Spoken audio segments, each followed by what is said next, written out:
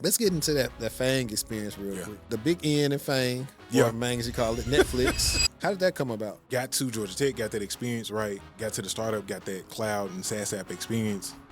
From there, I'm like, yo, pinnacle, top of the top is Silicon Valley. I got the offer from Netflix. That was November or December of 2019. So when you're looking to hire people, what are you looking for? Are you looking for more technical skill? Are you looking for more soft skills, or a mixture of?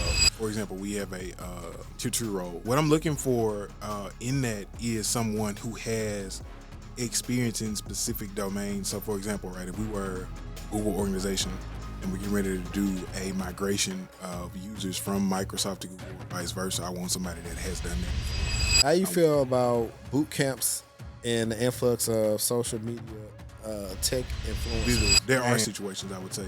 We have an individual that goes through a boot camp. They come in, they work, lack of a better term, exposed in terms of not having the technical knowledge that they should have as a result of going to said boot camp, and they end up losing the job, right?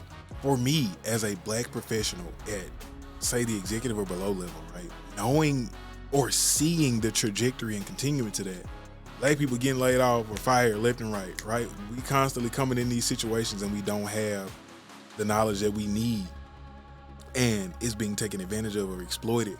For me, that's very predatory.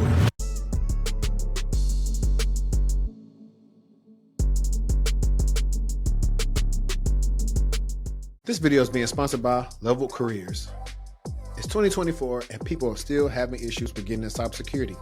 If you're new to the channel, my name is Henry Davis and I am a cybersecurity career coach.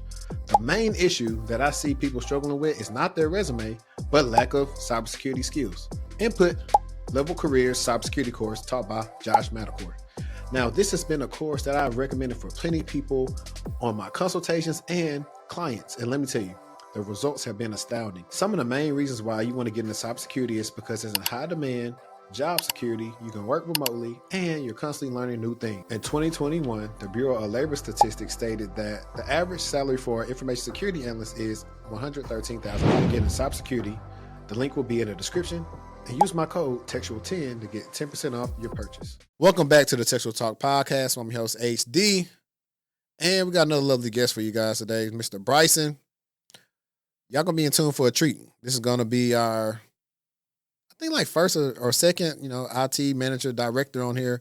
So we're really gonna give y'all some gems. But if you're listening on Spotify, Apple Podcasts, Google, Amazon Music, you know what to do. Leave us a review, share it out, help us out in the podcast analytics. And right now, if you're watching on YouTube, like, subscribe, hit all on the bell icon so you be notified. We're dropping all content. And look, for real, a lot of y'all watching ain't subscribing, so I just need y'all to subscribe. And also check out the Patreon. $2 to join. A lot of content that you will not find online, we have on the Patreon, and we can play music, whatever we want to do. We got a lot of stuff on there. But it's time to get into the episode. Bricesen, how you doing, man? Man, doing good. How you doing? But yeah, man, let me get into these questions, man. First of all, for having me, by the way. Nah, anytime, man. I'm glad we got to do this. I'm glad we got to do this. What you call it? Yeah. This episode. So, first of all, I guess I want you to go ahead and intro yourself. Yeah. To the listeners. I mean, as long as you want your intro to be, by all means, you got it. Yeah, I am Bricesen Ross, the Tech Disciple on IG. So follow me on IG. For some daily tech tips, career tips. I am a IT professional with over 10 years of experience, currently an IT director. I have experience across, multiple domains, multiple technical domains, from startup to higher ed to Silicon Valley, to consulting around, venture capital led startups as well. Got a bunch of experience. So hopeful and happy to share some of that today. Bet. So now we were talking before this, and you said you're from Memphis. Yeah. So did you graduate high school from Memphis? No, I went through elementary, halfway through middle school in Memphis, and then started high school in Mississippi. So what part? We were in Corinth. So we moved. My grandparents were in Corinth, Mississippi. It's like maybe like an hour from Memphis or so. That's where my dad's parents were living. So we ended up out there. Moving out there in ninth grade. Is it a culture shock? A little bit, not too much. I had maybe like 1 or 2 cousins out there, so it wasn't too bad. You know, it was dope. It was a small city. You know how it is when a new kid, you know, kind of pop up. So it was a small town, small city vibe. So when I got there, you know, everybody was kind of interested. Like, yo, where you come from? You know, it was the culture shock aspect of it. I think I was playing football at Olive Branch, right? And, you know, you used to getting minutes on varsity, and we playing against like South Panola and all that, you know, to go from that to, you know, 3A, 2A at the time. And they like, we think you should play defensive end. And I'm playing, you know, running back, receiver. I'm like, bro, I don't know about that, you know. So that was a big culture shock. Other than that, though, you know, school is school at the time. I wasn't interested in the school aspect, no way at that time. But yeah, originally for me. Got it. So going through high school, you came in around that time. Let me see. So you said your birthday in November? Yeah. So did Memphis do the thing where, like, if you're not a certain age before like September, then you would have to start school the following year? No, they didn't do that. So what they had was they had that age-based it was like a ranking thing or something where, of course, when we went when I was in the Olive Branch area going to school, they had kind of like the sister schools. So the biggest school was like the 5A at the time, which was Olive Branch. Center Hill popped up as well. If you were in like a different age range, you go to a different school in the area, as opposed to going to the one like, you know, that you were used to. So I got moved from Olive Branch to Center Hill, and this my parents was like, nah, we just gonna head on there, because Center Hill was kind of hinging on the backside of Olive Branch. So yeah, a little different. Okay. Now I was asking that because I know, like, technically you're a year older than me. Yeah. But it seemed like we were like in college and stuff around the same time. Yeah. So that's the reason why I asked. Like, I was like, so you graduated in 20 what? From college, high school. From high school. High school, I think 2011, I believe it was. Yeah. That's what I was asking, because I came out 2010. Yeah. So we went to school around the same time, and Yeah. and so this is all the same stuff that was being pushed pretty much nationwide. So I'm pretty sure when you was in high school, they was pushing, hey, go to college and get you a degree. Yeah. Well, see, for us, I don't know, honestly, man, which is a part of my testimony as well, which I thank God for sure. But for me, man, I wasn't really getting pushed college. I was getting pushed. Man, honestly, the thing that was being kind of trained to me was don't go to jail, you know, and make sure you can stay alive type of thing. I was getting that more than anything. The college conversation honestly didn't come up. It was just one teacher, kind of like on I can't even think of the name of the movie, but it was just one teacher that came out. She told my wife, what was this, like 11th grade or whatever, and she told my wife, like, yo, you can go to college or whatever, right? My wife was like, how can I do that? And she got interested in college, and she started, raising her grades up and stuff, and she got eligible. And she got a bunch of offers to go to school. She chose to go to Mississippi State, and I'm like, yo, I'm trying to go to school. I want to go. I want to go with her. So honestly, the thing that shifted it in my mind, because for me, it was either sports or military. Going to the military. That's what my mama was preaching. Like, you gonna go to the military? Send your money back here, and we'll take care of it, all that type of thing. But then once I saw that campus, I saw Mississippi State, for the first time.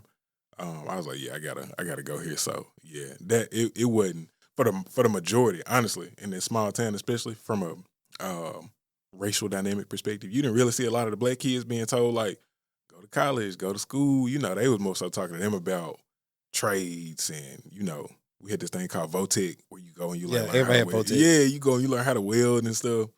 But yeah, the college conversation, that wasn't really pushed on us a whole lot outside of just that one teacher and that one instance, which I'm so thankful for. Because yeah, man, looking back, if I had not gone to school, I'm like, I don't know what I would have been doing, where I would have been, So yeah, I know for us it was a little bit different. A lot of us, for my years, and then like years after that, went to school because at home, the hometown wasn't nothing really to do outside of being a cop or a fireman, right?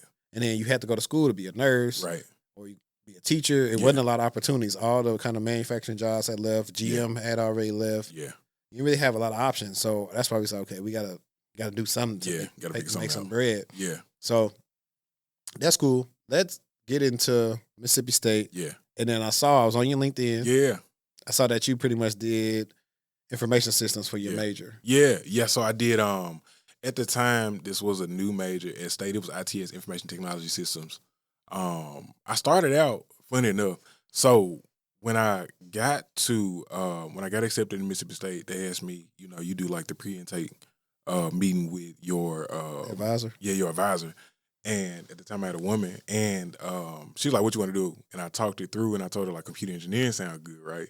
So I started out in pre-engineering. Man, got my second semester of the first year kind of rundown of the class I was gonna have to take. I was trash at math. I'm like, this is computational science, differential equations, all that stuff. I'm like, bro, I can't do this. So to move into, which is your second semester, your first year is honestly where you start in pre-engineering. To get into that, to be accepted into that, you gotta graduate your first semester. I think it was like a 3.5 or whatever. And I'm fresh out of high school. I'm clowning. I didn't do what I needed to do, so I missed that. Switched to computer science, same thing, honestly, with the math again. And that's how I landed on IT. Because she was like, yo, at that point, I got a different advisor. He was like, yo, you went from computer engineering to computer science. What is it that you want to do? Like, you want to do software? You want to do hardware? I'm like, honestly, bro, I just want to, fix computers and learn about them and, have an opportunity to play around. And, like, I enjoy helping people. He's like, there's IT. So, like, looking at IT. So, yeah, Ryan Colvin, I'm going to shout him out too. Ryan, appreciate that. He was the one who was like, yeah, check out IT. And I went over there, and we started having, like, hands-on classes and stuff. And I'm like, yeah, this is what I want to do right here. So ended up finishing it out. Yeah. I think it's funny how everybody get into school trying to do something else. Yeah. And do that. Like for me, I thought I was going to be an architect. Yeah. Yeah. But honestly, I didn't even know, like, hey, I could be an architect on the IT side if I wanted to too. Yeah, for sure. All those things, I think I tell everybody, like, access to people who've been to school before is one of those things that we still, I'll say probably like more so in the South or just different areas, have issues with. Yeah. And that's why a lot of us going into college have issues because you don't have anybody you can ask questions to. You don't really have a real mentor. Right. So you kind of just go in there. I seen one of your more popular videos on TikTok. It's green. Yeah. We in college green. Yeah. Yeah. So like for me, it was the same thing. Just trying to figure everything out. Like I figured, I want to work from home, college, and there was this little chart that showed what different majors made. I was like, okay. Yeah. I mean, at that time it's 20. For me, it's still 20. It's 2011 at the time when I get into computer information systems, and I was like, oh, that's a lot of money to me. Yeah. Like my parents, they make a lot of money, so I was like, that's more than they make combined. Let me do this. Yeah. Yeah. Mine for me, man, with computer engineering, honestly, it's interesting you said, you don't really have the people to kind of look at. The point of emphasis for me for computer engineering was there was a student that came back, I think from Ole Miss, that came and like talked. And he was like, yo, I do computer engineering and I want to go, I think he was going to end up trying to work at like NASA or something like that. And I'm like, this sounds good right here, But then once I got an understanding of computer engineering, of course, during my time in school, two things influenced that. I was jailbreaking iPhones. It was a small town. I was jailbreaking and like fixing hardware and stuff. And then it kind of, attached to what that student was talking about. I'm like, this is hardware. He talking about hardware, I had got in touch with, at the time, it was called Throwback. At the time, the jailbreaking platform was called Xiphone. And I got in touch with the developer, and he gave me, like, access to the source code to, like, change some stuff out. So I added, like, the text boxes that pop up now on iOS 18 or before. I think they started in iOS 16, actually. I was able to, like, create those so they pop up. It kept crashing the phone. I figured out how to fix, the crash so it wouldn't crash. So I'm like, this is what I want to, do for a living. And then also attached to that too is, feelings of, honestly, transparently speaking, like some points of insecurity where you like, yo, as a kid, I really want to do something that matters and that makes me feel, good about myself. Right. And when you put your name, which is what I tell a lot of students to do, put your name next to the actual job, Bricesen Ross, computer engineer. It's like, all right, they got a little ring to it, but the reality is once you get into that, what you got to go through to come out with that degree, it's like, bro, this is a lot. And I don't feel adequately prepared in any way, to go through this. So, yeah, I'm with you on that for sure. Yeah, and a lot of those teachers couldn't teach. Yeah, they knew the stuff, but they couldn't teach it. Yeah. At least to everybody or every learning style. Yeah. And one thing that I think stood out to me too a lot in high school was those, the gifted classes, right? Where you would see a different way of teaching. Honestly, for me, I was a trouble student, right? I graduated high school with like a 1 point, man, I barely got out, like a 1.3. literally a miracle case. Got out, I found out I was graduating because I had that state test that I hadn't passed, that math state test. I passed the math state test the week of graduation, and they rushed and like got me the results back because I locked in after my wife was like, "Yo, I'm going to college." I'm like, "I want to go too," you know. Locked in, passed that. They told me the day of graduation, like my folks bought the robe and everything. I ain't had none of the garnish and nothing because they like, we ain't spending all that money if you ain't, going through. And yeah, they told me it was the day before graduation. Actually, it's like, yeah, you made it. I'm like, all right, cool. But the week before that, I had found out I got into Mississippi State, right? And I'm like, bro, like I gotta, make it out of high school at this point. But yeah, again, just the way that they kind of talked to us and taught us was more so. It kind of felt like a chick, like a box chick type of thing versus like I want to really, impart some knowledge into you and prepare you for the next level. So it's really, in a lot of ways, it's really on you, once you get there to figure that thing out. And mentors, are few and far between, especially for us. Yeah, and then I was reading something this a while back, and it was saying one of the main issues that the black students struggle, why they struggle so much as students, is because they try to do everything individually. Yeah. And they're saying how like the Asians or the white kids, they will go study together. Yeah. It's like they should study together and they'll get farther along versus trying to study by themselves. Yeah. And I was like, I actually think that's like very smart. Like, yeah, study with amongst each other. Everybody may know something different. Yeah. And y'all could do much better in the classes. Yeah, they got me and my wife was talking about that actually. You was talking about like Plano and the areas, right? I think we were riding through. We went to get some food in Frisco, and we rode past like a Code Ninja or something like that. Mm-hmm. And the kids was lined up outside. It was like one black kid, and I'm like, bro, these kids are not only that. But let me finish this point. I'm like, these kids. We stopped, and I'm looking at them. I'm like, look at these kids. Like it was one black kid. He was in the back. He was with his dad. Dad super tall was what made me notice in the first. I'm like, dude, like in the league or something. He was like 7 feet tall. But the rest of the kids were like Asian and Indian kids, right? And while they were standing in line, they had like their books out and they was all hooded up. And I'm like, bro, they literally like going into a coding class. They look like they were at least like 9, 10, 11. And like a whole cohort came out as they were preparing to go in. So they was waiting on the class to come out. It was all Asian and Indian kids, and like again, it was a black girl that came out with her mom, and it was like one, even still in that group. And then they went in. I'm like, bro, we don't really have, there's some like in spaces like Atlanta where you see, those things, but like it's not the norm. Yeah. Well, I think it's not too fair to like do Frisco because like population of it is not as many black people right in Frisco. That's more of, you're going to see a lot of Indians in Frisco. Yeah. White people, probably like some Asians. Yeah. I was surprised when I moved to where I stayed in the area, Prosper Aubrey area. It's like a lot more black people up there. Yeah. So, but you probably see more of the black people in the DeSoto's, Mansfield, Duncanville, Grand Prairie area. Yeah. So I'm interested to maybe somebody that's from that area, if they got similar stuff over there. Yeah. And how they are trying to help them get into those STEM fields. Yeah, yeah. I think too, man, I don't know. I feel like we hit a phase, because I got the nonprofit that we started after coming back from California. And it feels like now students are in such a disillusioned state leaving high school where, because so many teachers are, in my opinion, politically compromised in a way, where they push students in the direction of where they assume the country to be going. For example, right, you'll hear a candidate get up and say like, "I'm getting rid of fracking. I'm bringing back fracking, and fossils and all of this stuff, and we're gonna get back to drilling." Right? They're like, "Oh, this is where the money is going to be." Right? So I need to push my students in that direction. Or you hear them say like, there are a bunch of articles which I consider to be propaganda in a lot of ways.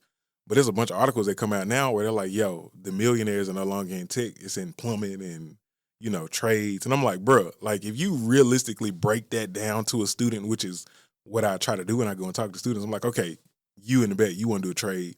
How long do you think it's going to take you to get to, a livable wage? It ain't got to be 6 figures. Like let's, realistically say if you live in Memphis and you want, say, 85, 90 racks, right? And you single, no kids, how long do you think it's going to take you to get to that? And you're like, yo, I'm getting it out the gate. I'm like, you not.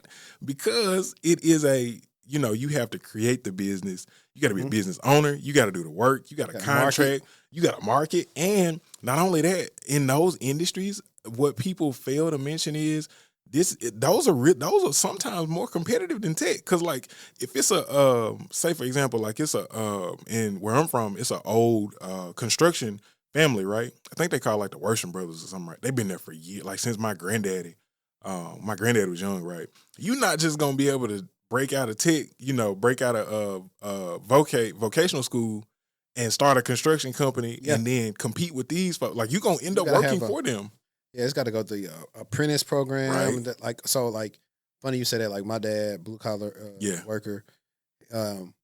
His stepdad had a construction company. Yeah. So that's where my dad learned how to do concrete, Yeah. finish driveways and foundations and Yeah. stuff like that. I would tell people if they did want to do trades, look Yeah. into the trades everybody don't want to do. Right. Like stuff like that, everybody don't want to do concrete Right. because it's hard. Yeah. Learn that. Then as you get better, that's when like with the inception now of so much AI, you can hire like AI employees now. Yeah. Honestly. Yeah. So doing things of that nature and figuring out how to market your business and word of mouth, like they stayed like I moved away from Shreveport Yeah. 8 years ago, but they stayed reaching out and like saying, "Hey, y'all still doing driveways stuff like that?" Yeah. Like my dad's stuff. So I was like, "You get word of mouth, learn how to price." Yeah. Yeah, you could, but it is a learning curve. Everybody not business savvy. Yeah. Everybody don't need to be a business owner. Right. But you're definitely right. And you said something about the nonprofit. The first time me saying this on the show is I recently just started one Nice. as well. Yeah. More details Congrats. to come. Yeah. Congrats. We got some stuff in the works. So Nice. if the stuff go off like it's supposed to, Yeah. by like the second month of 2025, it's gonna be up for real. Nice. Yeah, Nice.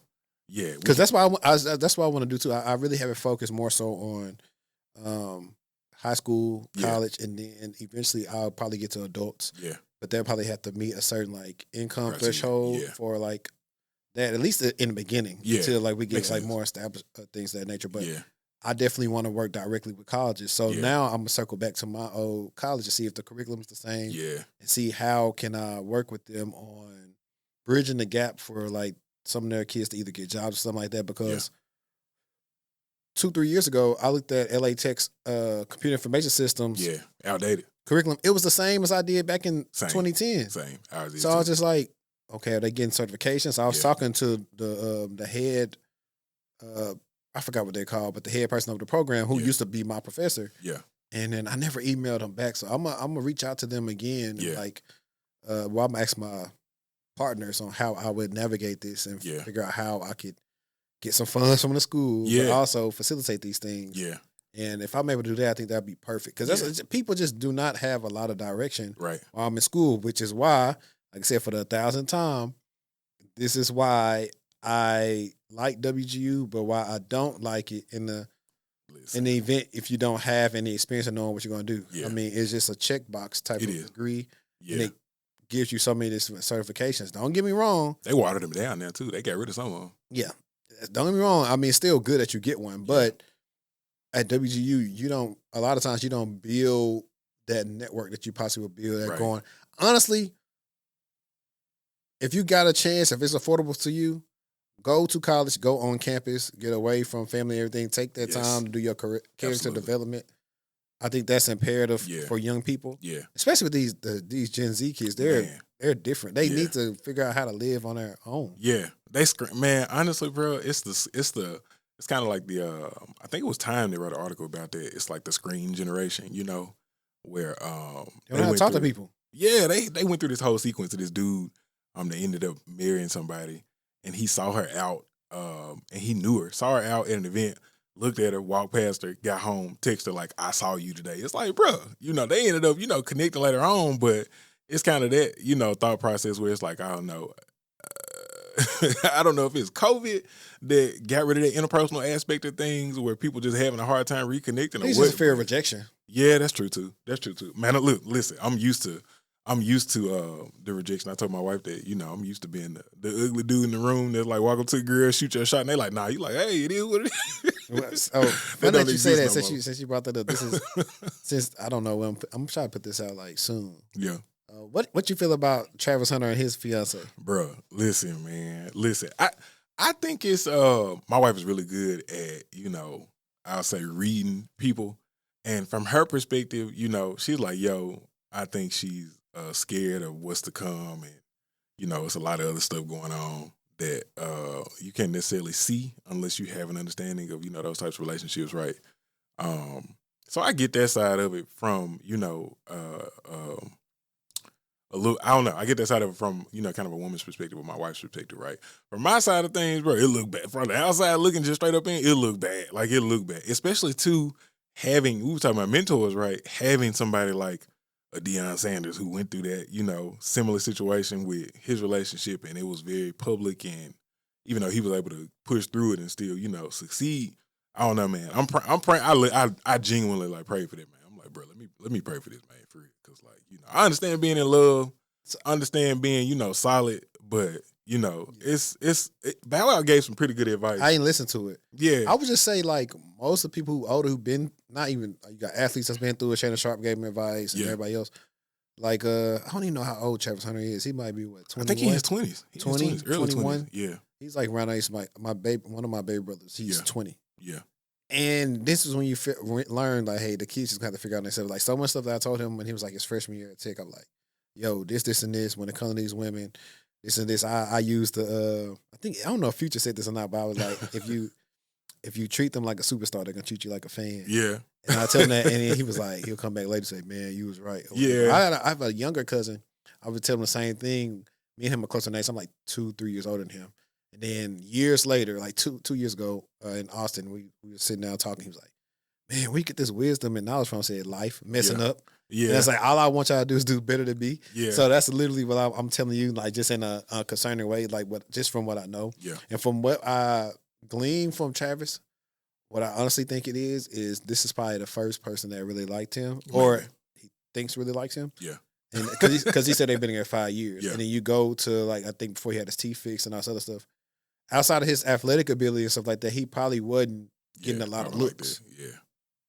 So I know for a fact that's happened, because there's only a subset of dudes that I played ball with or whatever that was getting women. Yeah. Everybody else wasn't. You know, a lot of times, hey, if you don't look the best, as long as you're super talented or something like that. I've already had this joke, was like, in order to be cold in sports, you have to be ugly. Yeah.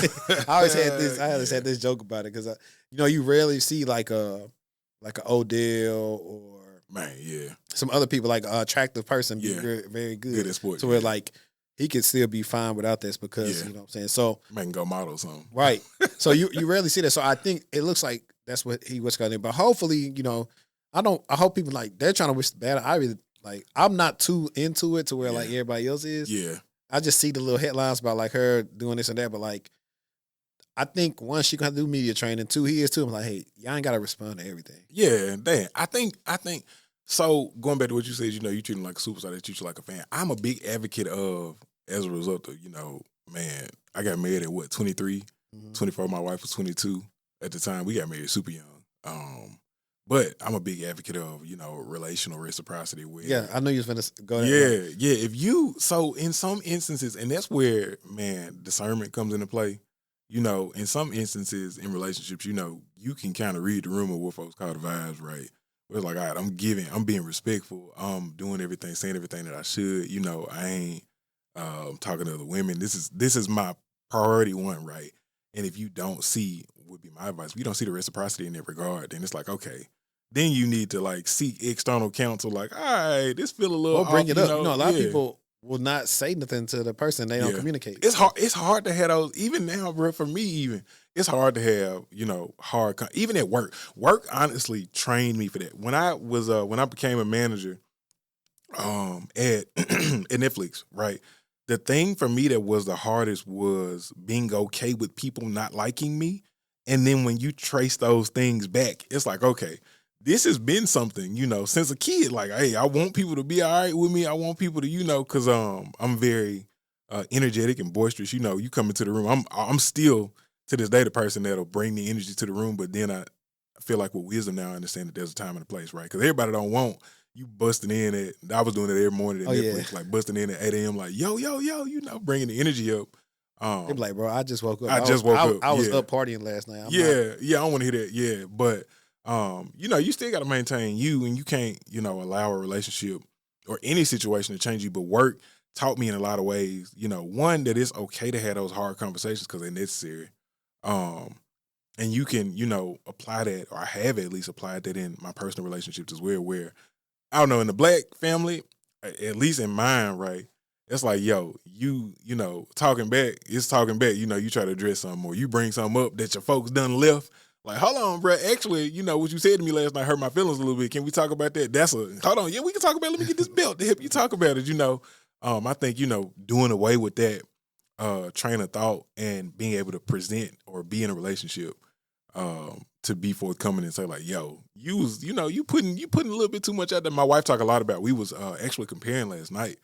We were talking about Savannah and LeBron, and she was like, I didn't really get, that vibe from, my wife mentioned, she's like, I didn't really get that vibe from Savannah early on, where she was like, I'm here to watch LeBron. She was like, Savannah gave the vibe of like, I'm here to have fun, and LeBron playing basketball, right? But I told her, I think that came as a result, kind of similar to her and my relationship, right? Came as a result of them being together since high school. Like, she like, Brian had that. Brian had that too, where he had the fro, and man was looking scrunchy, and had crust in on his lips and everything. But like, she was there already, So I think in a lot of instances, you just kind of pick up on the vibes and not just be oblivious. And it, from the outside looking in, it feels like, he is kind of a little bit oblivious to some of the things that are very transparent in his face right now. But I pray they figure it out for sure. For sure. And I think more so, his more concerning thing is ball. Yeah. He care more about that than anything. Yeah. And I just you just got to do the media training, because like my cousin, granted he wasn't Travis Hunter, but her husband, he went to the league. Yeah. So like, granted she ain't even that type, she ain't the jealous type that I'm aware of. Yeah. I'm like, hey man, listen. It comes with the territory. Once she opened her mouth, she let them start scrutinizing everything she do and say. Yeah. Like, I don't even know if it was her real IG account, but it was like, look what she put on her Anthony Nah, Edwards it wasn't. My wife told me it wasn't real. I know it wasn't. Did she do that? Yeah. I know it wasn't. But the fact that somebody now say, I can make a fake account of her and do all this other stuff. Mm-hmm. So that's what I'm saying. That's why sometimes it's best just like, in the words of the boy, a wise man once said nothing at all. Yeah. Absolutely, bro. Listen, it's so much I've learned it, especially as utility in corporate America. Silence is louder and more, indicative of, I don't know, honestly, there's power in the ambiguity, is what I would say. You ain't got to respond to everything. Everybody does not deserve an exact response from you in the moment. Like, and I think too that, which we'll get into, I'm sure, but I think too, in the element of being a young professional in corporate America, that's the thing that I try to articulate to specifically Black people, is that, you don't owe everybody a response. You don't owe everybody an explanation. Like, my wife was really big on saying something to me about that early on, like, you be trying to explain yourself, and like folks be pulling stuff from the explanation, and then they know, like, if I want to trip him up, all I got to do is bring something up and he going to go overboard in terms of trying to explain. Right now, I will, take a step back. It's kind of like a 3-part process, right? Take a step back, listen first, take a step back, and then assess before I respond. And in some instances too, man, especially in corporate, if it's like a high priority situation or something that can like an interpersonal situation that can turn into like an HR thing or something, it's best to put that on ice for the day. Like, go sleep on your response, think through your response, whatever it's gonna be, and that's been really, instrumental in me being successful. But going back to what you were saying though, it goes back to mentors. You said she need media training. I think it's gonna be a slippery slope, because I think he either gonna go first or second. He gonna go in the first round for sure. Yeah, probably top 5 picks. Yeah, top 5 picks. Everybody's saying that Shador's gonna go first, which I don't know. I think he would. Yeah, but I hope he don't go to the Giants. I mean, I don't know. The thing that I hope is, one, and we talking about sports now. One, I hope he does go first, but I hope he has an opportunity to. I hope he go to a team that's in development, because if he did go to the Giants. And, but you know what?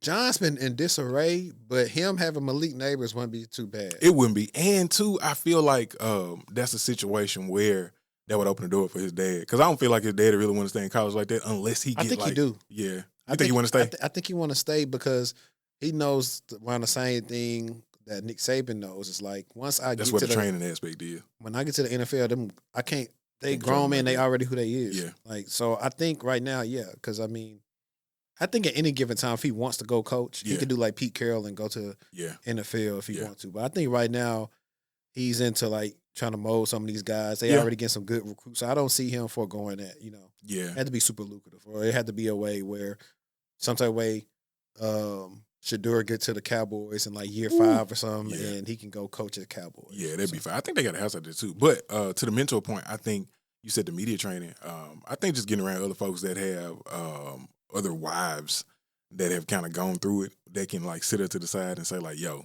this is." And they probably have been doing it, but you just cannot tell young people. That's what their pride and ego, they come into play because they got so much like that's probably the pro and the con. Back then, everybody couldn't just record something and get online and go viral. Yeah, that's true. 10, 15 years ago. Now you can. So everybody got a voice, which is one of the things I kind of hate about social media. Like everybody got a voice. Everybody feel like they're important. Take the podcast mic away, right? Look, hey, what they say on TikTok, put the fries in the bag. Man, listen, that's crazy. Somebody told me that. Somebody said that to me, and even going back to what you said, like the old me would have rambled out my credentials and be like, I did this, I did that, bro. Like the me now, I'm like, bro, that's funny. I'm just gonna move. I put a like on it, just kept on going because I was in the comments on a cybersecurity post, and I was commenting like the dude was like the best cert, bar none to get. Is the what was it? I think it was the CISSP. He was like, your first cert you should ever get in cybersecurity, CISSP. Was that light-skinned dude?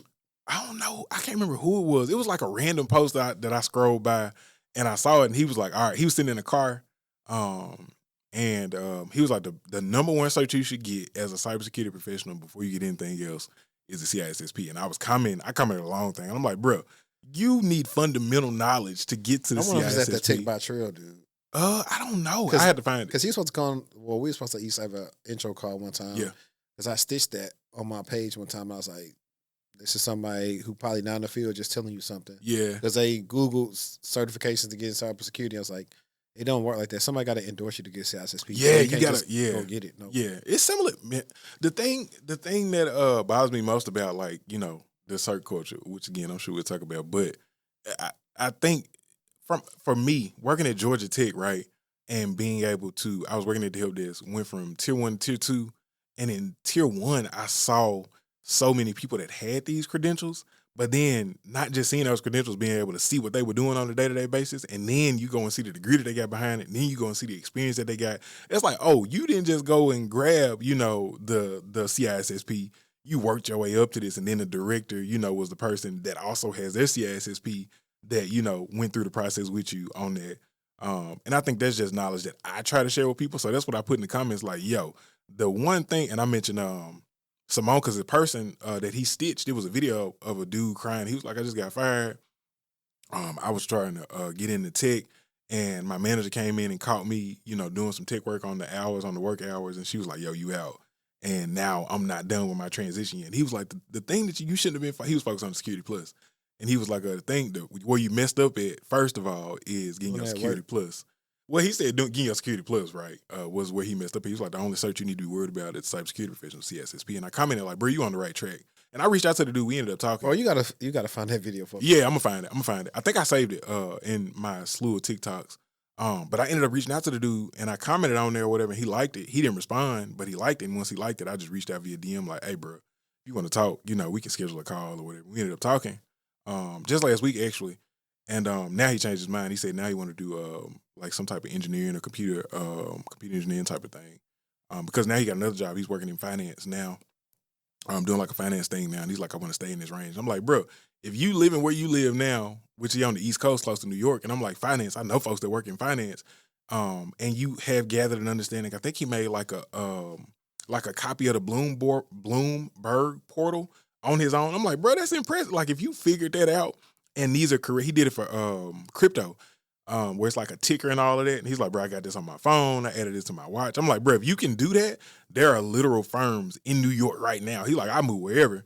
I'm like, you need to go to New York and, kind of grind. He come from a little bit of money too. So I'm like, take that money that you paying on this rent, find your roommate. I think he said he paying like $2,100 a month for his spot, and his parents paying it. And I told him, bro, if you can take that $2,100 or even split that in half, find you a roommate in New York, try to like set you like a 6-month time frame of being in New York, and then go to these networking. New York got so many networking events. Go to these networking events for like, tech and finance, and try to find you a quick internship, do you like a 3-month internship, somewhere in there, that network, shout out to Wolf of Wall Street, somewhere in there, somebody in that network or those networking events will be like, yo, what do you do? And your door is open at that point. And if you can create a ticker that, mimics the Bloomberg tickers or whatever the case may be, bro, you in there. So I think that's a strategy you're going to take. But what I said to him initially was, you doing the right thing, and looking into the Security Plus, because that's a good foundational cert.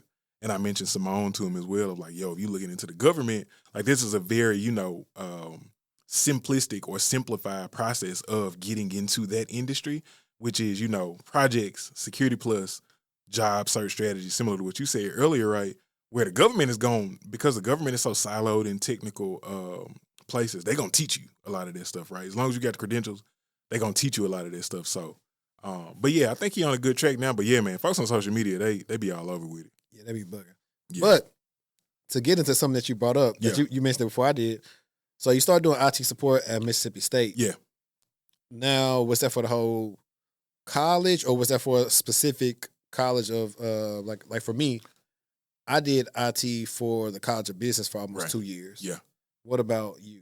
So I was a student worker at Mississippi State, and I was working for the ITS department, which covered the whole campus.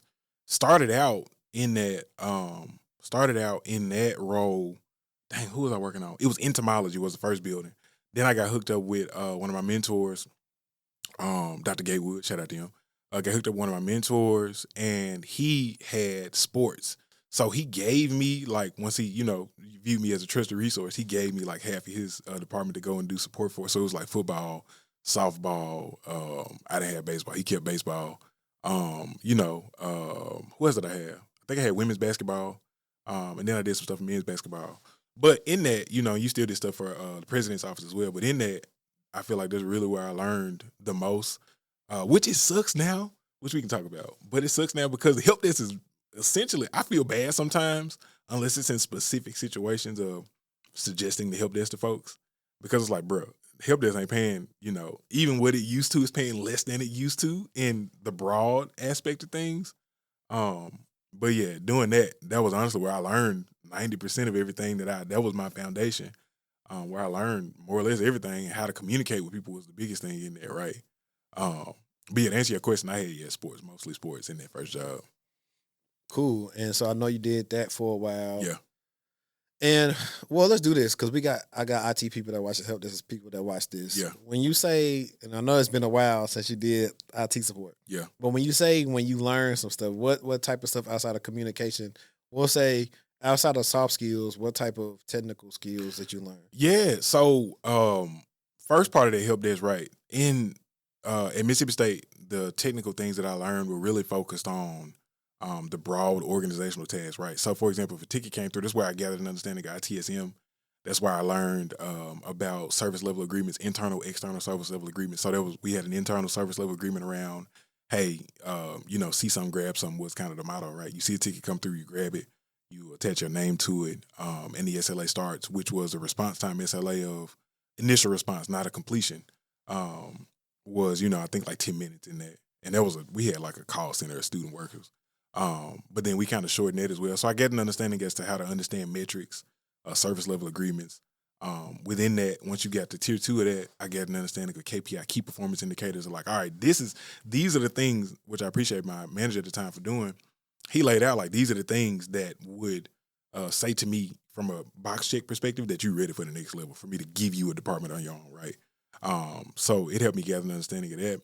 One of the biggest things for me, honestly, from on the technical side of things, and I know folks hate printers, but printers, those enterprise, What you working with, the Ricos? Yeah, them old school, them bad scan Ricos, bro. When I mastered, let me tell you that learning about printers early on in my career, enterprise printers, and from a technical side of things and the hard drives and all that stuff inside of them, that really opened the door for me in terms of being able, once I got to Georgia Tech especially, but being able to kind of jump from department to department.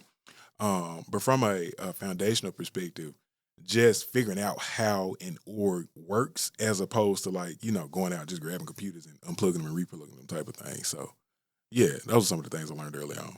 Yeah, I know for me, I can't even remember far back. I know we was doing stuff like they had like these smart podiums. Yeah.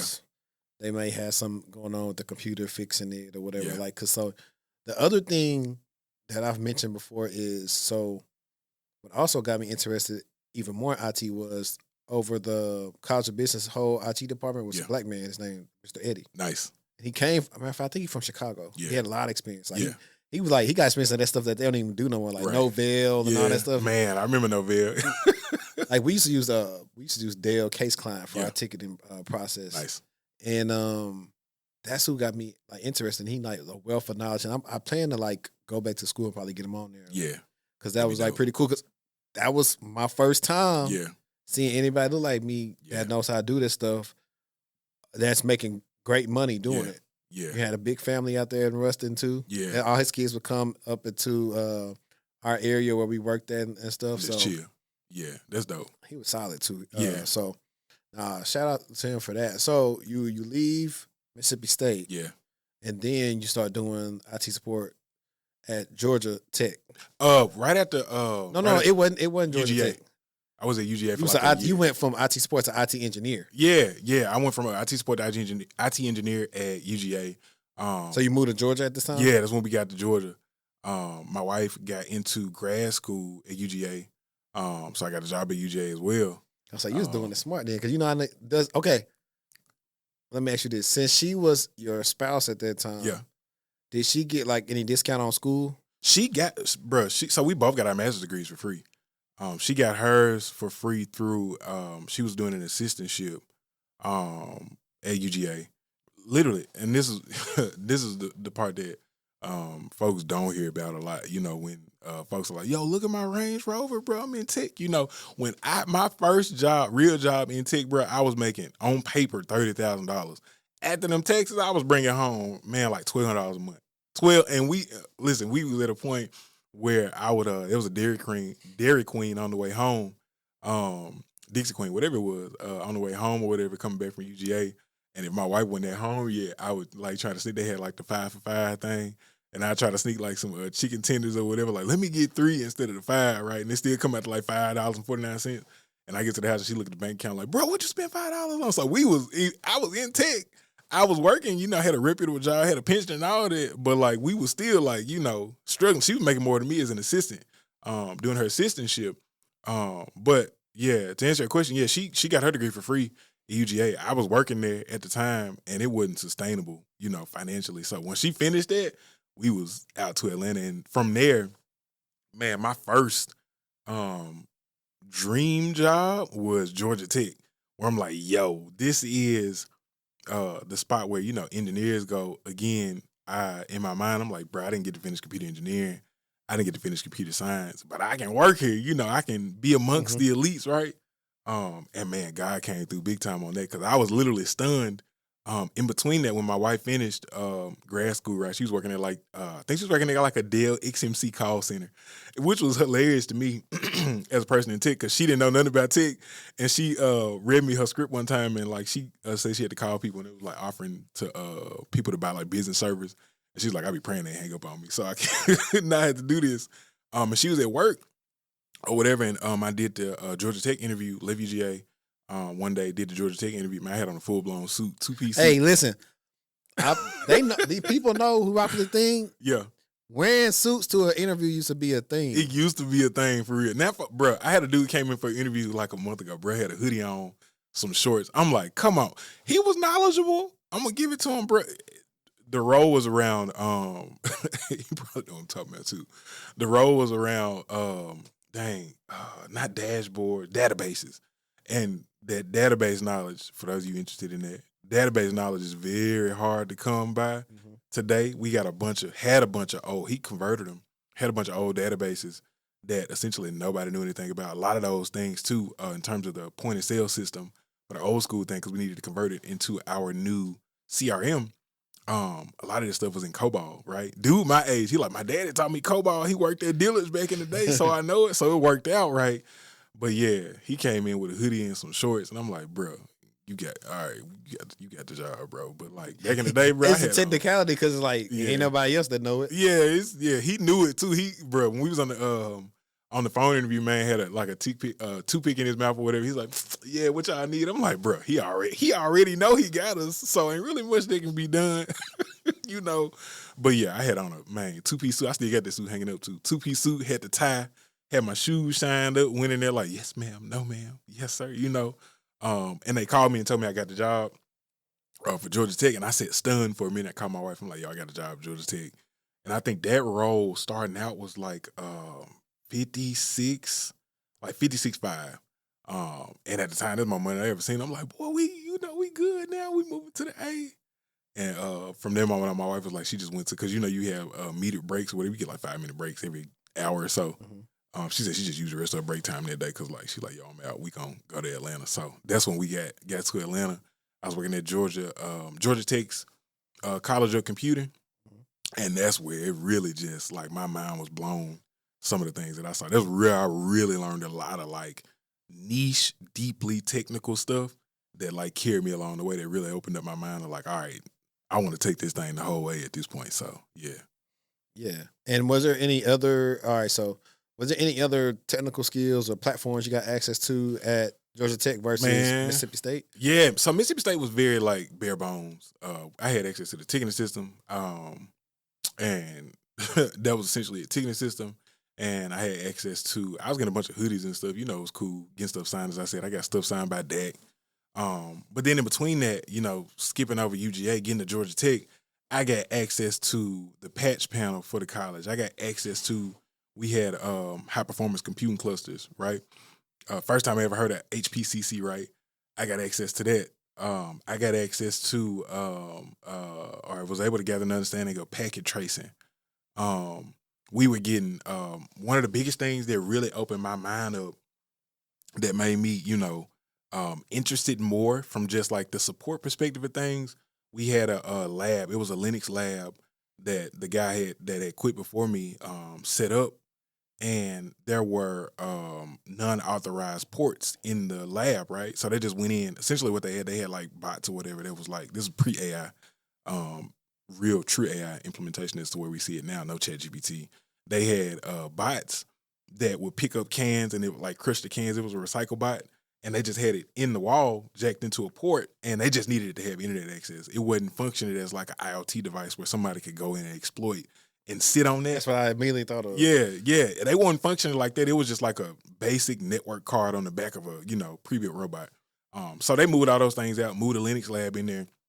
And there was some Microsoft engineers, Microsoft researchers that were doing their PhDs in there, right? And went in there, and almost every port in there was on. It was literally somebody sitting on. You could literally see like the duplicate addresses sitting on the port to monitor their activity. And I'm like, yo, these are Microsoft researchers, for one, that shouldn't have been. I still remember it was Ubuntu 16.4. And they wanted to stay on 16.4 because they're like, we created our own custom drivers and we can stay on this, and like we can, connect to any printer in the college and all of this stuff. And these are all the things that we made, right? But I'm like, yo, somebody is literally watching you all work, like in real time. Like as you are uploading your work, people are probably capturing this, right? So I worked with it was our security team. They came in, they redid all the ports. And in that, there was like a patch panel dashboard that they gave me access to, where you could go in and like monitor and see, who was logged in, what was their machine IP, how long had they been there, those types of things. So once I saw that, I'm like, bro, I ain't never seen nothing like this before. You could turn somebody's port off, turn it back on. We went to got to an instance where I suggested, because it was still out of hand because everybody was using Linux in the labs, right? Once they started using Kali, I'm like, okay, now we should move to like a port leasing method, right? Where you create a ticket, you tell us you're gonna be in the office, you tell us where your seat is, you tell us what port you want to use, and we'll turn that port on for an hour, 2 hours for you to do work. And once that lease is up, then we turn that off, right? And that was really the only way at the time to keep those secure. So having access to those things really opened up my mind to, greater possibilities of like, okay, it's some deeply technical stuff and deeply technical people around here that I can learn from, for sure. Bet. So if memory serves me correctly, after you did, I want to say like close to like 2 years at Georgia Tech, Yeah, right? I was there almost 4 years. Yeah, 4 years. years. Yeah. Yeah. So after you did that, that's when you got your first IT manager gig, right? Yeah, I got that IT manager gig at It's the spot next to Atlanta Tech Village. Folks in Atlanta know. I don't even know if Atlanta Tech Village is still there, but it's where Calendly came up and all of that. Got a gig with a startup. So the thing I want to mention too, as a bridge, right? From Georgia Tech, as a result of working there, there was this guy who was a researcher, and he had came back. He was doing like a sabbatical, so he was a professor. He was working in Silicon Valley. Two guys, they were both working in Silicon Valley, and they were kind of going back and forth. And I went in to help him set up his lab. This is the guy that created the Google Glass, and we were setting up like this broad green screen that was connected to the network, right? And as we were talking, he jumped on the phone with somebody, might have been from like Palo Alto Networks or something, and he was trying to do like have his research data go from go when he was in the lab, his research lab, go directly from the lab to Silicon Valley, so his researchers there could like monitor. And he wanted it beyond just like them watching on the camera. He wanted them to actually be able to see the sequence of, when they're moving the glass and stuff. So I just asked him, what is this, the utility of this, right? And he started talking about the investors and what they would want to see and how it would, be interesting to advance it beyond. So his thought at the time, the Google Glass was just a thing in front of your eye. His thought was what we see now with Meta, right? Which is like, this should be inside of the actual device, and we working towards that. And as he talked, I'm like, bro, I have thought about Silicon Valley, and I, in my mind, it's like a place where, like this mystical place, right? Where, the super smart tech folks go, and that's where all the, bleeding edge technology is. But that's really where my thirst for wanting to, be elite in this tech thing, I'm like, all right, I got to figure out how to get to Silicon Valley. So in that, I was very intentional while still at Georgia Tech. You talked about the platforms, in figuring out what platforms did what, how to use these things, and what would, what information I would need to be able to make it to Silicon Valley. So in colleges, right, a lot of that, a lot of those systems that they have are very like ancestral, old, on-prem, not going to change. I figured out, hey, I need to get an understanding of cloud and SaaS app, SaaS-based applications, right? So that's when I went to the startup, got that first gig as their IT manager. More or less, they just kind of, we're a Google shop. We need you to implement Okta. They say we need some single sign-on and identity and access management. We got no control over our tickets, everything coming through Slack right now. So it honestly was just a playground for me to get in there and just mess around. And I did that for a good year, where I took that thing from, I just turned it. And I had an unlimited budget at the time when I came in. It's like, whatever you need, we'll pay for it. So put together a roadmap. That was my first time doing a roadmap. Got the roadmap approved through finance. Had an opportunity to implement Okta and work with third-party vendors. I gathered an understanding of that. So that was a check. The SaaS apps, I was able to modernize the tech stack to a point as to where when I first came in, I was having a one-to-one answer all the tickets, and then I was able to have them flow through an intake support process where there was an automated response to tickets coming, gathered an understanding of that. So at that point, I'm like, I got everything I need at this point, right? I'm off to the races.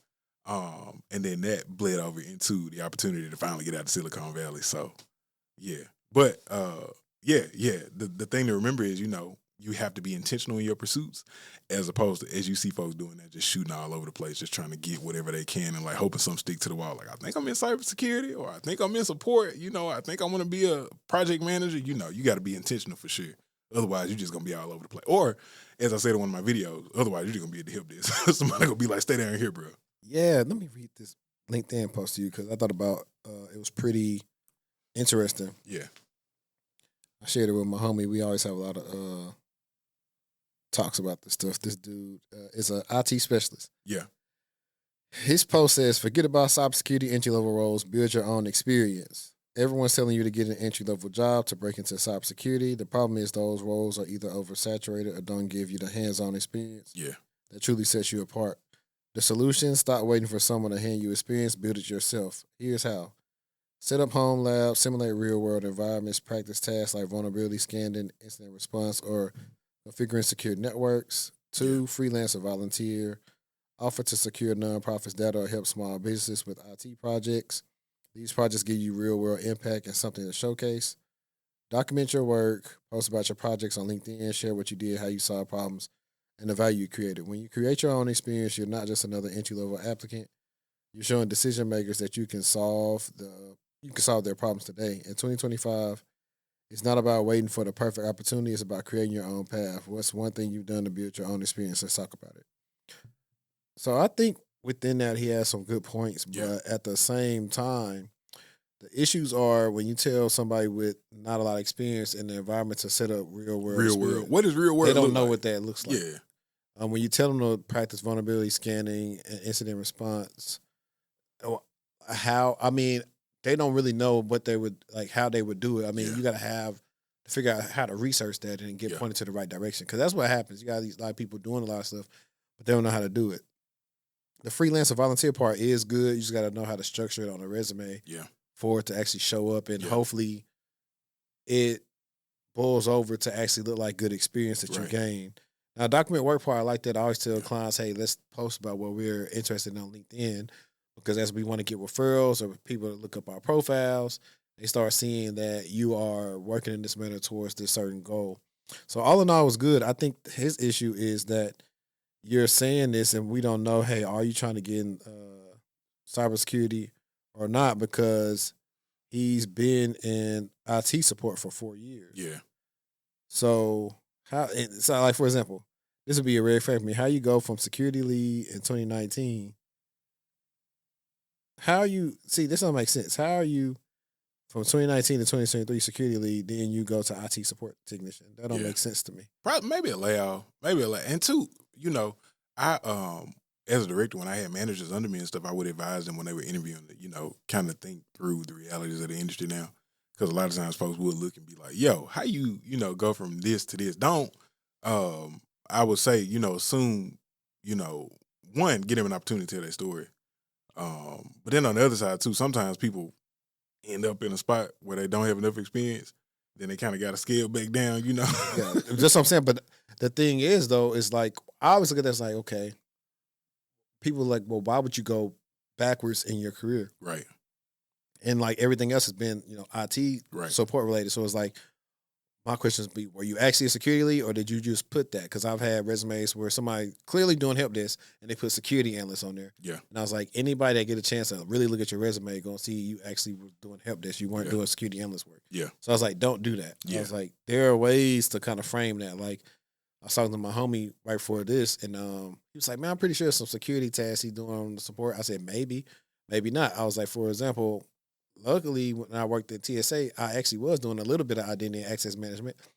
But of course, the help desk is not going to tell you you're doing IAM because they want you to stay in the help desk. Right.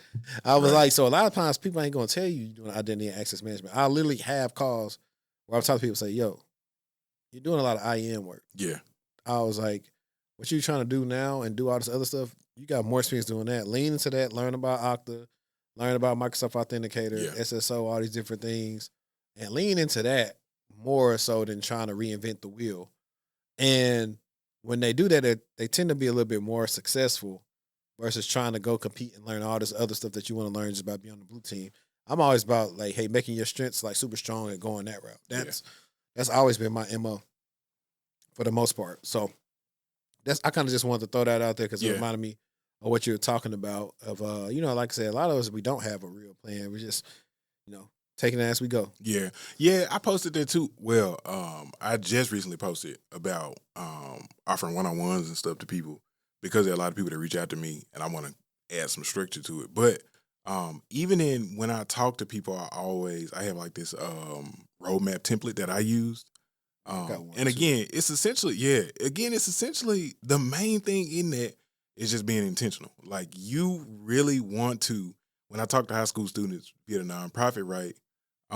After I get through my experience, before actually I even mention my experience, I tell them to close their eyes. It's an in a perfect world exercise, right? Close your eyes. Imagine where you want to live, how much money you want to make, what kind of car you want to drive. Get all of the vanity things out of the way. Now, part 2. Let's think about the longevity of this. How long do you want to do this? What do you want your savings to look like? Do you want to have kids? You want to be able to pay for your kids to go to school? Are you trying to be, free? You want Rolexes, or you want, be able to afford the minivan and the home and the sub? Like, what are the things that are important to you beyond just the vanity level? Like, right, the vanity aspect of things, because you should enjoy your money and you should enjoy life, right? I had a student that after talking about my experience, she's like, "Yo, I want to live in LA. I want to be making, I think he said like $1 million a year." He's like, "I want to be making like $1 million or 900K. A cool little, right out." Okay. He's like either LA or Miami. And he said he want to have one kid and he wanted to get married. And I'm like, okay, let's map this out. How long you think this is going to take? He's like, man, honestly, probably after college, it's probably going to take me like 2-3 years to get to that and do a little content thing in between, make that pop. I'm like, bro, the content comes as a result of, ain't nobody just going to want to listen to you just because. Like, you got to go and get the experience first, right? And what is he going to be doing to make the $1 million? Yeah, so his thing was, again, broadly cybersecurity. Like cybersecurity, I'm like, what is that? What in cybersecurity exactly do you want to do? He was like, I want to stop the bad guys. I'm like, stop them from doing what? When you say that, I know why they think like that. Yeah. We have people on here that sell any boot camp they can get an affiliate link to. Yeah. And tell people that it should work. Like, for example, this guy, me and you both are familiar with him. I'm not gonna. I don't, like I said, I don't have any personal issues with him, but just like the way he does stuff is stupid. Yeah. He was like, "Hey, did you know you could be a millionaire in crypto without buying any crypto?" And then he started giving a rundown of this. But he probably don't know, but a lot of people only knew that he was talking about one of our mutual friends situations. One of our mutual friends works for a crypto company. He has a lot of equity, where his equity is about to be like $1 million some dollars. Yeah.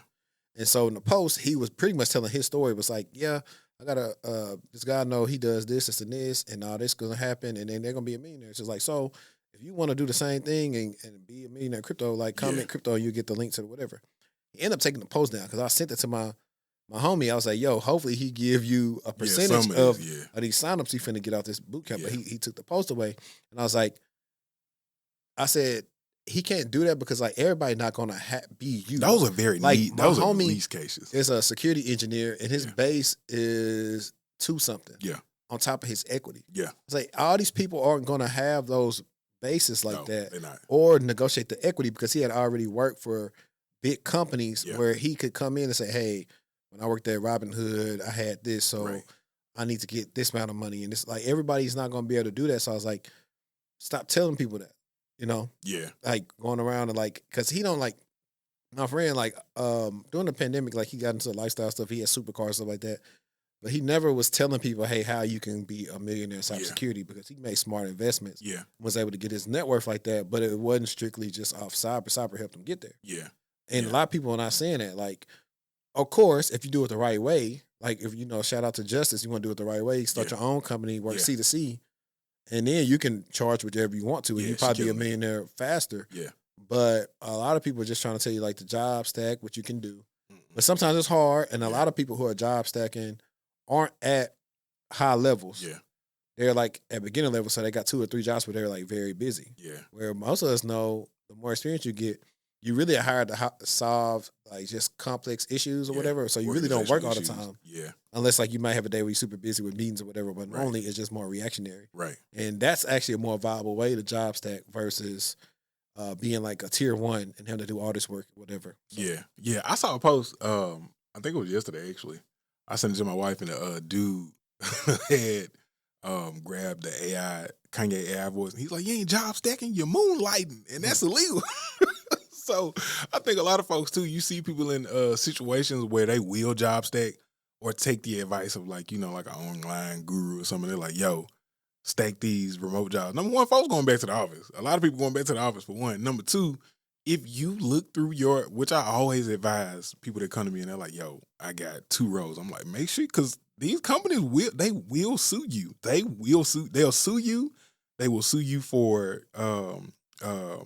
breach of contract. If you ain't reading your employee handbook and it's saying that no moonlighting explicitly, like it don't matter the terms of whatever your agreement was with the external company. Sometimes, as I've seen in the past as well, they'll reach out to the other company and you'll end up in a situation where it's like, yo, your bridge is burned both ways, left and right, and you without a job now. So, I think it just depends. Also, like as long as it's like non-compete, I looked through that before doing that a couple of times. So it's like if it's not in the same industry, right? They're not at the same time. It's broad for tech because they'll try to say in some of the contracts and stuff, when, the employment contracts, they try to say you can't do the range of same work. It's like, okay, I can either from a, legal perspective, I can finesse this and I can say this isn't enterprise-based technology work, right? What I'm doing on your side of the fence is enterprise-based. What I'm doing on this side of the fence is consultant-based, right? Those are two separate domains. From the legal principle side of things, you can argue that in court and it could potentially hold up. But realistically, once you get into the space, now they just make it more broad where they're just like no moonlight. But I would just tell them, okay, if you want to tell me that, then you need to make up their income. I'll say y'all can acquire no more companies. and that's the thing. And that's why I was excited about, we'll see what happens in 2025, but that's why I was excited about non-competes potentially, being done away with. Because for, number one, the vast majority of Americans, I think I read an alarming statistic the other day that said like 78% of Americans have to have a second job, right? Yeah. But in tech, there's that bottom tier thought process of, the inflation of your lifestyle inflation as a result of being in tech. Lifestyle creep. Yeah. But then there's also the reality that there's not the tech industry, there's like the 2000s. It's not as stable as it used to be. So realistically, especially if you're working in like a mid to late stage startup, they are, number one, if you have the knowledge and the wisdom to understand and kind of read the writing on the wall, reading the writing on the wall, a late stage startup could be, entertaining an exit, and you can read the writing on the wall in terms of like how they bringing people in, like, oh, they're not giving as much equity now, and we late stage, so they might be eyeballing the exit.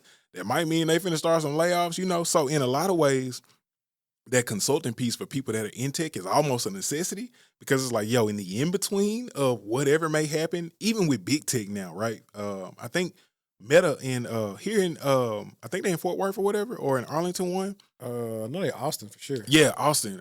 Even with them doing layoffs in like, a low cost of living place like Texas, it was a lot of people that were like looking for jobs immediately. Like, I got laid off. I got 6 weeks of severance. But it's like, what am I doing in between, right? So when you as an employer kind of take away that ability to, have that safety net to continue to use your skill, you kind of put your folks in a bad spot. But a lot of employers don't care about that. They just want you to work. Yeah, but it's funny when you said, it's funny that you said low cost of living. Yeah. Texas is not as cheap as it used to be. It's not, bro. When we first started, we've always, I'll say, my wife had to come around too, but when, used to, even Atlanta too, bro. When you used to look at those houses out there, it'd be like, $350, $450, $650, like top of the line. Now, it's like, bro, like $750, $850. You got to spend almost $1 million. Even in where we are, closer to McKinney area, right? Even there, it's like 3-bedroom, single, like flat homes, $750. I'm like, bro, like this is essentially supposed to be a starter home. If you coming out, and you say, for example, you not a tech professional, right? And you not making 6 figures. Yeah. Realistically, and that's a broader economic issue at this point in time that a lot of people are aware of, but like, what are we supposed to do? So. Yeah. And then if you want to go like now back home, I can spend $300,000 and get a 4-bedroom house. Yeah. Actually, less than that. Yeah. I can get in Louisiana. You can actually get a fixer upper. Yeah. They barely exist out here. They barely exist. If they do exist, it's in an area that's not close to your job. Right. So yeah, you got all those different things going on. So they always try to say like, that's why you got to be aware, like what you see on Twitter or something. Like, hey, millennials don't want to stay in fixer uppers and all this. I say that's not true. I would love a fixer upper. Everybody's building these fast new constructions. Yeah. So you got to make sure you get a good deal. Not an appraiser, but a good inspector. Yeah. Hey, we ain't moving into none of this stuff fixed. Yeah. Or the deal's off the table. Yeah. All that kind of stuff. Because if you go with their inspectors, of course they're going to tell you it's done. It's good, yeah. I had a friend in Atlanta about his house, and it happened to him, where they put together like I can't remember what he called it. I think he called it like a construction paper house. And he had a bunch of issues with it, but he initially went with their inspector, and his dad was like, no, get your own inspector and go back.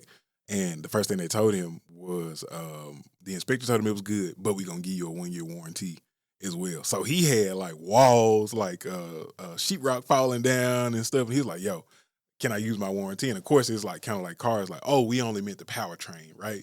Yeah, you got to read through all that stuff. Yeah. You better throw it in ChatGPT. Yeah. He ended up in a situation where he had to go back and fix stuff. But to the larger point, going back to employers and the way that they kind of structure these, job offers, one, to what you said earlier, that's rare for someone to get a bunch of equity in some cases. And this is how you read the writing on the wall. And that's why I'm thankful to God that I had the experiences with, startups that I have, and being able, they always talk about a seat at the table, right? I don't really hear this knowledge a lot amongst Black people where you can see how an organization is moving and figure out what their long-term thoughts are. Whereas, okay, 6 months ago, right, you brought in a staff engineer and you gave him $250 cash, you gave him 80,000 in, shares or stocks or RSUs, whatever the case may be. But then immediately after that, they start devaluing what's already monopoly money. And then the next staff engineer comes in for a separate group, right? Same app, similar experience, more cash, no equity. And it's like, okay, what y'all, so this person ain't got no equity. Y'all are either collapsing these shares amongst the executive team because you're eyeing an exit, one, or you're looking for an exit to sell. You're looking for an exit to go public because you want to keep those shares and those will be accessible to the public. Or three, you don't plan on keeping this talent long. And that's the part that I try to stress to people. If you get to a startup, and some of the bigger companies are doing this too now, but transparently, I'll say Microsoft is really good at this. Google does it some as well, but they like to have full-time employees. Microsoft does a really good job of when they hire you in some instances, and it's a super niche role outside of sales, right? If it's a super niche role, they will, in some instances, based on the hiring manager, ask you, like, are you interested in this as a contractor? Like, would you be willing to do this as a contractor type of thing? Because, again, you can get the big salaries. You can get, 200, 250 on paper, but what you don't know is the 250 on paper without RSUs can signal sometimes that they don't even plan to keep you that whole year. Mm-hmm. You are a function of, growth to the external investors in one instance. And then two, there could be something that they working on specifically that they know that you can do. And they're like, yo, we going to say 250 on paper, but he only going to get 130 of that because we keeping him for 6 months, right? If you come in and it ain't a runway we talk about 30, 60, 90, right? If your 30, 60, 90 day runway is hit the ground running for real, of course people can have high impact projects that they want you to hit the ground running on. But if your runway is essentially like, get to work right now, like, bro, you got to pay attention to that timeline. And going back to the earlier point, you take away the opportunity for tech people to support themselves in those instances where you come back like, hey, your role's been, impacted. 6 months in, right? Your role's been impacted. I'm sorry. Yeah. Like, what I'm supposed to do now? That's one of the things me and my friend, we would talk about a lot of times. Like, a lot of times when people are interviewing, they're not researching the job financials. Yeah. Or they're like, it may be not something to ask sometimes, but normally a recruiter will let me know, like, if it's a bonus structure. Yeah. She'll normally let me know how good the company is by saying, I can't remember the last time we didn't get a bonus. Yeah. So that let me know, okay, y'all doing good. Yeah. Then you got places like, oh, we ain't get our bonuses. What's going on here? Yeah. That's what made my homie leave Robinhood. He seen what was going on with Robinhood. Jetted. Yeah. He was there. So let's talk about how you got on at Netflix. Yeah. So Netflix left Atlanta, as I mentioned earlier, I was very intentional. I had this roadmap of one, my foundation was support. I knew I wanted to function through support. I knew I wanted to get into IT management. Primary reason for that was I wanted to provide more opportunity for Black people. I didn't see a lot of us, One of my first managers, which I want to talk about as well, to manage the conversation. One of my first managers was a Black man. Really inspired me in a lot of ways. But got to Georgia Tech, got that experience, right? Got to the startup, got that cloud and SaaS app experience. From there, I'm like, yo, pinnacle, top of the top is Silicon Valley. Was very intentional trying to get out to the West Coast. Made it out there. It was a weird transition too, because in between the time of me quitting, which goes back to the conversation we were just having about the mid to late stage startups, right? I got the offer from Netflix, right? That was November or December of 2019, kind of going into COVID. Got that offer. Found out I had cancer, right? And I called the recruiter back, and I'm like, I need some time to decide if I'm moving forward because I'm waiting. I just found out I got cancer. I'm just waiting, to see what's going on with that.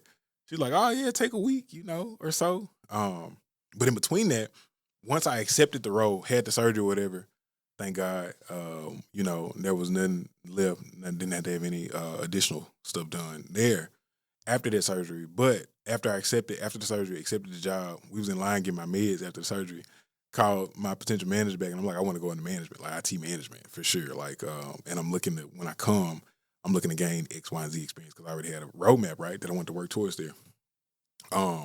So accepted that job at Netflix. We planning to move out to California from Atlanta. Had to start out in the Bay, move out to the Bay from Atlanta. And I called my manager at the startup and I told him like, hey, sorry to let you know I accepted another role. He was like, oh, thank God. Because we were just about to reduce IT. I'm like, it's only me and one other person. What y'all mean? He was like, yeah, man, we're looking at some venture capital money, additional venture capital money, and they already have their own IT team. And they come in and they implement things in a different way. So all of the work that you were doing was along their roadmap of their attaching to their tech stack. So Okta for IAM, right, attaches to, from a multi-tenant organization perspective, right? They have Okta in place because they manage multiple orgs. Jamf, they're 100% Mac, right? All of that stuff. So I'm like, dang, it's crazy.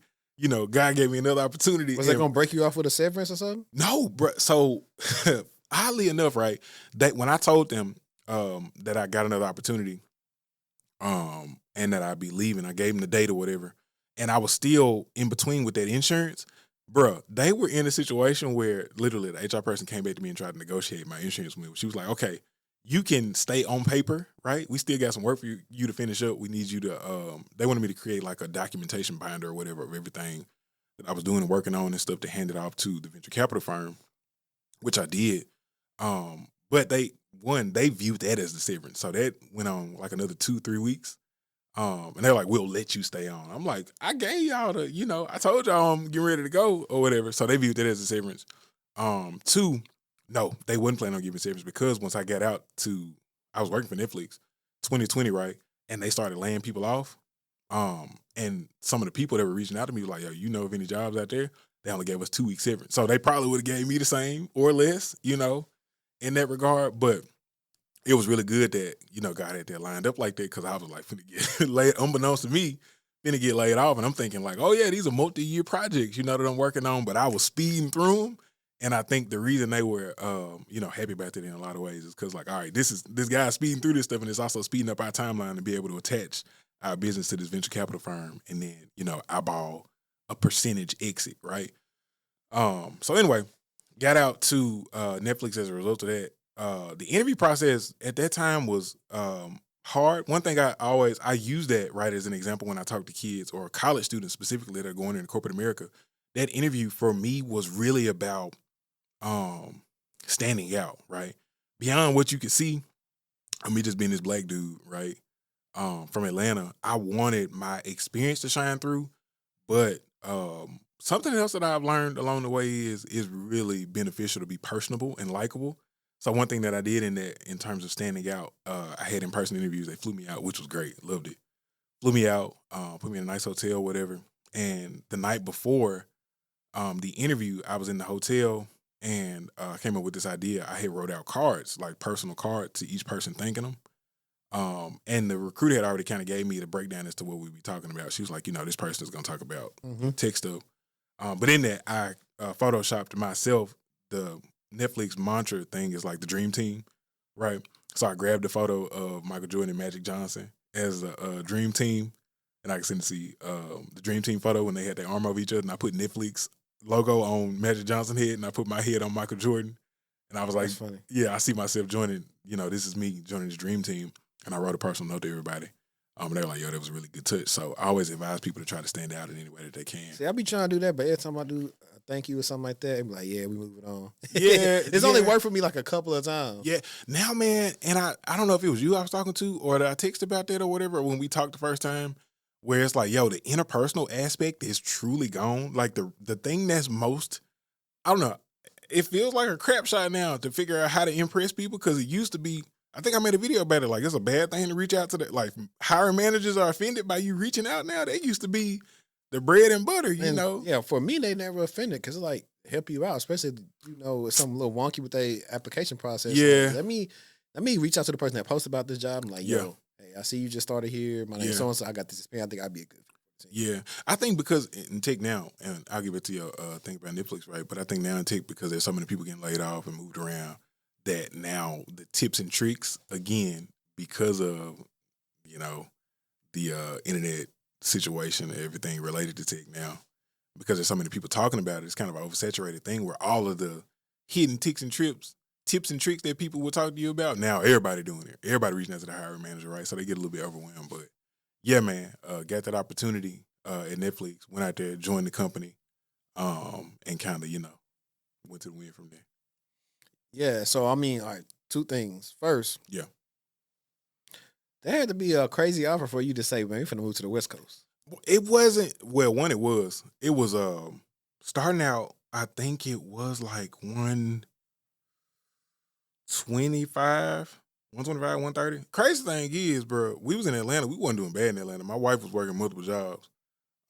Shout out to her. She was working multiple jobs. She was working at Emory, Choa, and Wait, what Emory? yeah, she was working. So for me as a man, I'm like, all right, bro, like, we got a son now, my wife working multiple jobs, man. Then the cancer aspect of it came on, so then the thought of legacy came. I'm like, bro, I want to leave something behind, right? So that started really to kind of push me. But the biggest thing for me in that, honestly, was just progression, just like, because we had always, as I mentioned, from Mississippi to Georgia, and then up to Atlanta, it was kind of like, we always kind of been moving around. That was our vibe. And we went out. One thing I didn't mention, my old job, they had bought a business in San Francisco, and I had an opportunity to go out. My wife went with me and my son.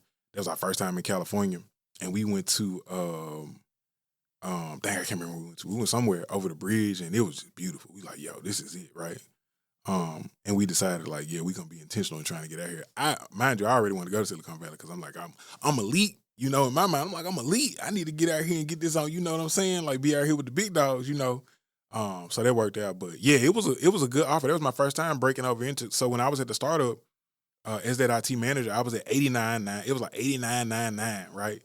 And I had a meeting with my manager one day or whatever. I was like, yo, I need like a little bit more because I found out, I talked to somebody at Atlanta Tech Village one day that was right next door, and he mentioned all the stuff that they was doing. And he was talking about they using contractors because it can be expensive, and they was implementing the same stuff out. They rolling out Okta.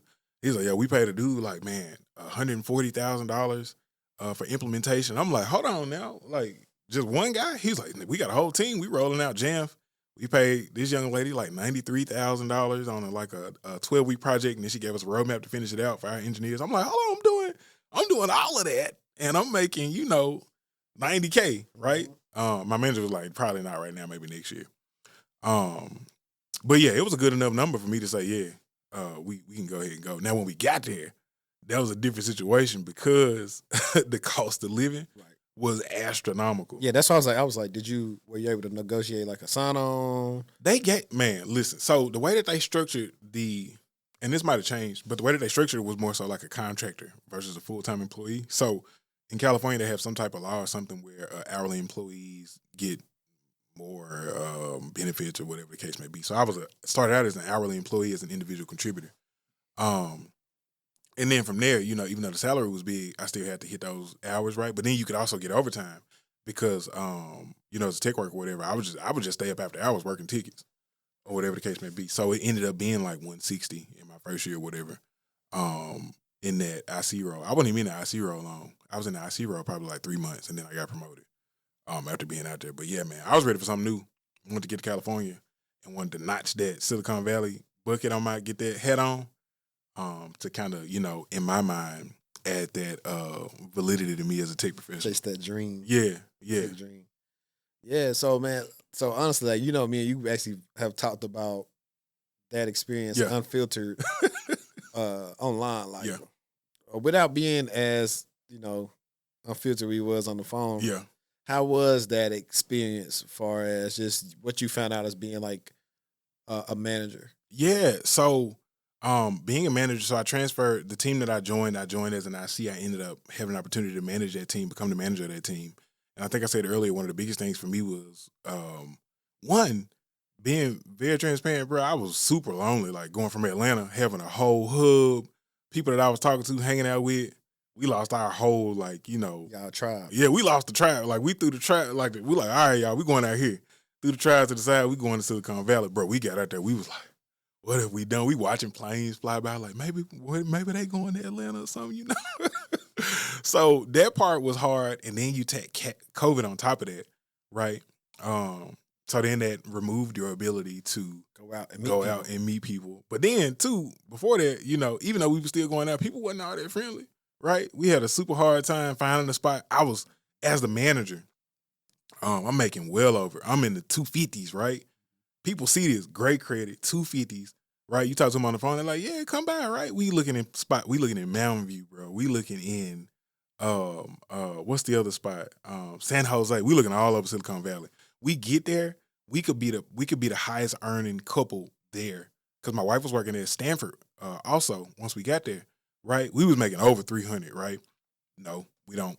This place ain't available. People opening up windows. I think this gonna be too loud for you. You know, they see us and you get a different response. Oh, dang, it just rented. So we had to. So you felt like, in so many words, there's some discrimination. Absolutely. Yes, absolutely. A lot of discrimination. And I wasn't prepared for that because, of course, on TV, when you see about California, you know, like, we're progressive and we're accepting and all of those things. Like, it was the complete. My very first night there, when we were staying in corporate housing, I went to Target in Sunnyvale, and I came out of Target, and there was two police officers, right? And the guy walked up to me, hand on gun, walked up to me coming out of Target, right? Had earphones in. I'm listening to, I think I was listening to like Joe Budden podcast or something. And I'm laughing, and he walked up. He was like, "Sir, they called about you. They said a black male in Target was shoplifting." I'm like, "What? You stopped the only black dude in Sunnyvale?" So it was those types of experiences that was just wearing me down, right? External to work. But then when you got to work, you saw that reflected, right? So again, going back to what it was like being a manager, for me, it was really hard in that because, again, I'm a very boisterous and loud, life of the party type of person. To transition from an IC to a manager because I still had within me this thought of being liked and making people comfortable. So, a lot of times I would go into a room and I would be very, homie, cool with folks. Whereas I should have always had my manager hat on and being, very like forward and like, this is what we're going to do and those types of things, which I learned after the fact. But the part that, and I'm fine being transparent about it, the part that got tricky for me there was as a manager, specifically a black manager, right? Especially in 2020 with all that was happening, was finding my footing and being myself and that flowing as a manager and then people being comfortable with it, right? Yeah, the balance. Yeah. So as that came through, that started to shine through and, my work was coming through and stuff. Even in that, I ended up having a transition of a manager. So the guy that hired me first was great with, we vibe really well. Then I ended up transitioning to a manager on kind of the second promotion part. So first part, 3 months promoted, another promotion, took kind of the global aspect of things. And then with that came another manager, and he was an older gentleman. And in that, we just were not seeing eye to eye because he didn't agree with my methods of management in the way of, hey, I'm not going to micromanage, or hey, I'm not going to be on top. These are adults. Most of them are older than me. These are adults. These people know what they're doing. A lot of them been there longer than me. Most of them still there. Some of them still there, right? In that, there became this thing that I wasn't aware of, again, coming from Atlanta, right? I'm used to, working with other black professionals, and it's a very quote unquote chill vibe, right? To go to this point where this person is, or this environment is very stifling to me, as a professional, right? It feels very, it's like you got a coat on that's too small. It's like, yo, I can't break out of this, right? And as I said, with the discrimination aspect of it, external, you start to see that reflected internal, where it's like, you ain't really got a reason not to, vibe with me. My work good. I'm hitting all the KPIs. So you felt like it was a culture thing. It was a culture fit. It was a culture thing for sure. One, because, and I think we as black people have to be comfortable understanding. I was talking to my wife about it, this specifically. I think like last week or so, and I think I said to her, we as black people have to get away from the idea of creating in our minds the perfect world and then assuming we live in that reality. Mm-hmm. Because the truth of the matter is, it's not perfect. It's not perfect. There are people in the tech industry for real, all industries. But my wife was like, yo, it's the same in Chick-fil-A, McDonald's, and anywhere else, right? But in tech specifically, because in a lot of ways, I think we only represent 7% of the makeup of tech workers, Black people, right? When you get into this dynamic, there are so many tricks and traps that we are unaware of in that dynamic specifically, right? So somebody could trick you up in your delivery of, a project or something, right, that you're unaware of, you wouldn't see coming. Somebody could trick you up in company culture specific to a tech company, right, because they're very ambiguous in, like the Facebook thing where they got rid of folks because of the gift card thing, right? It's very ambiguous in that, right? And I think for me, ultimately I end up getting let go, right? But for me in that situation, the thing that led to that was really, as I said, which prompted my series being green. I had no idea the amount or the level of maneuvers that they had, in their pocket or that could be used not only in corporate America, but tech specifically. And then as a Black person, when you are up against the wall like that already, and they're aware of that environment because they come from that, people come from that environment, say in California, Silicon Valley, right?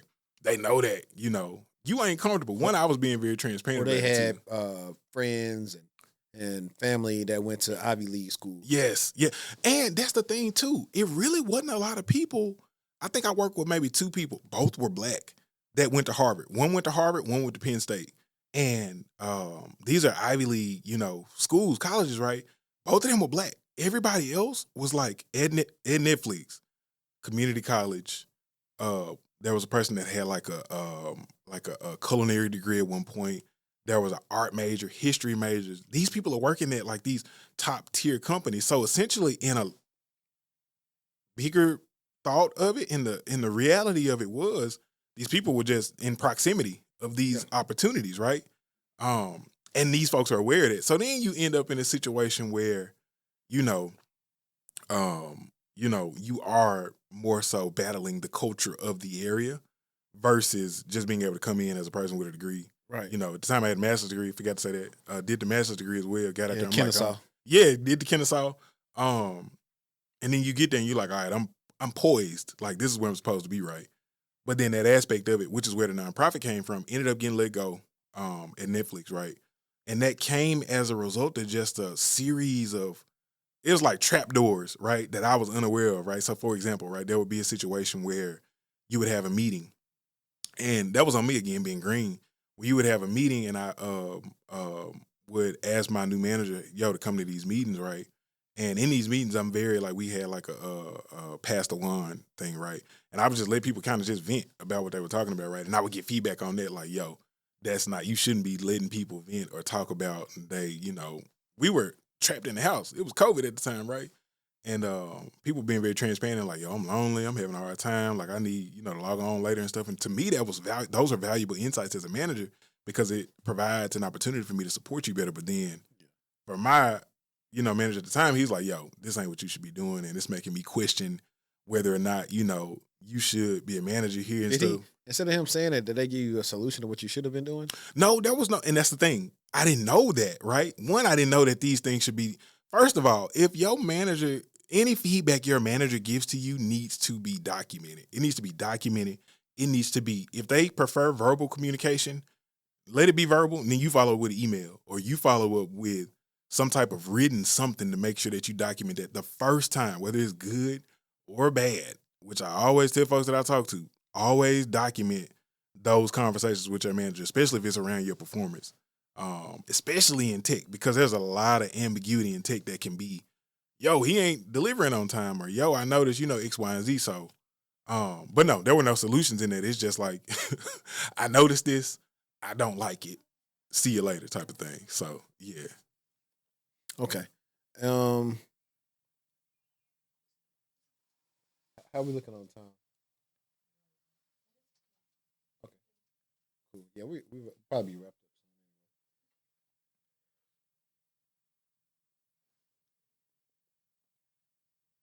We gotta put the last one for 2024 and go out with a bang. How much time did we got? We good. Okay. Yeah.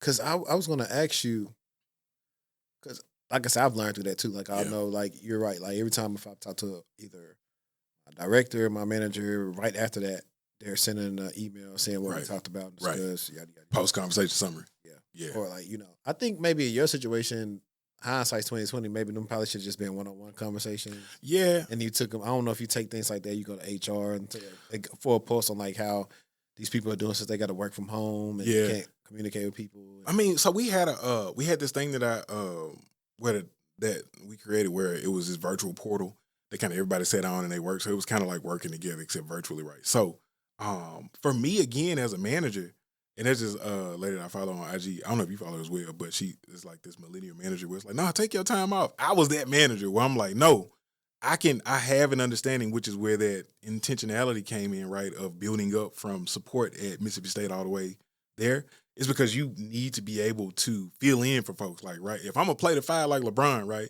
If I'm gonna play the 5, I need to be able to jump out and play, point guard as well from time to time. So, right, if I had a person on my team, that's what I really hung my hat on, which was, just being easy to work with and likable.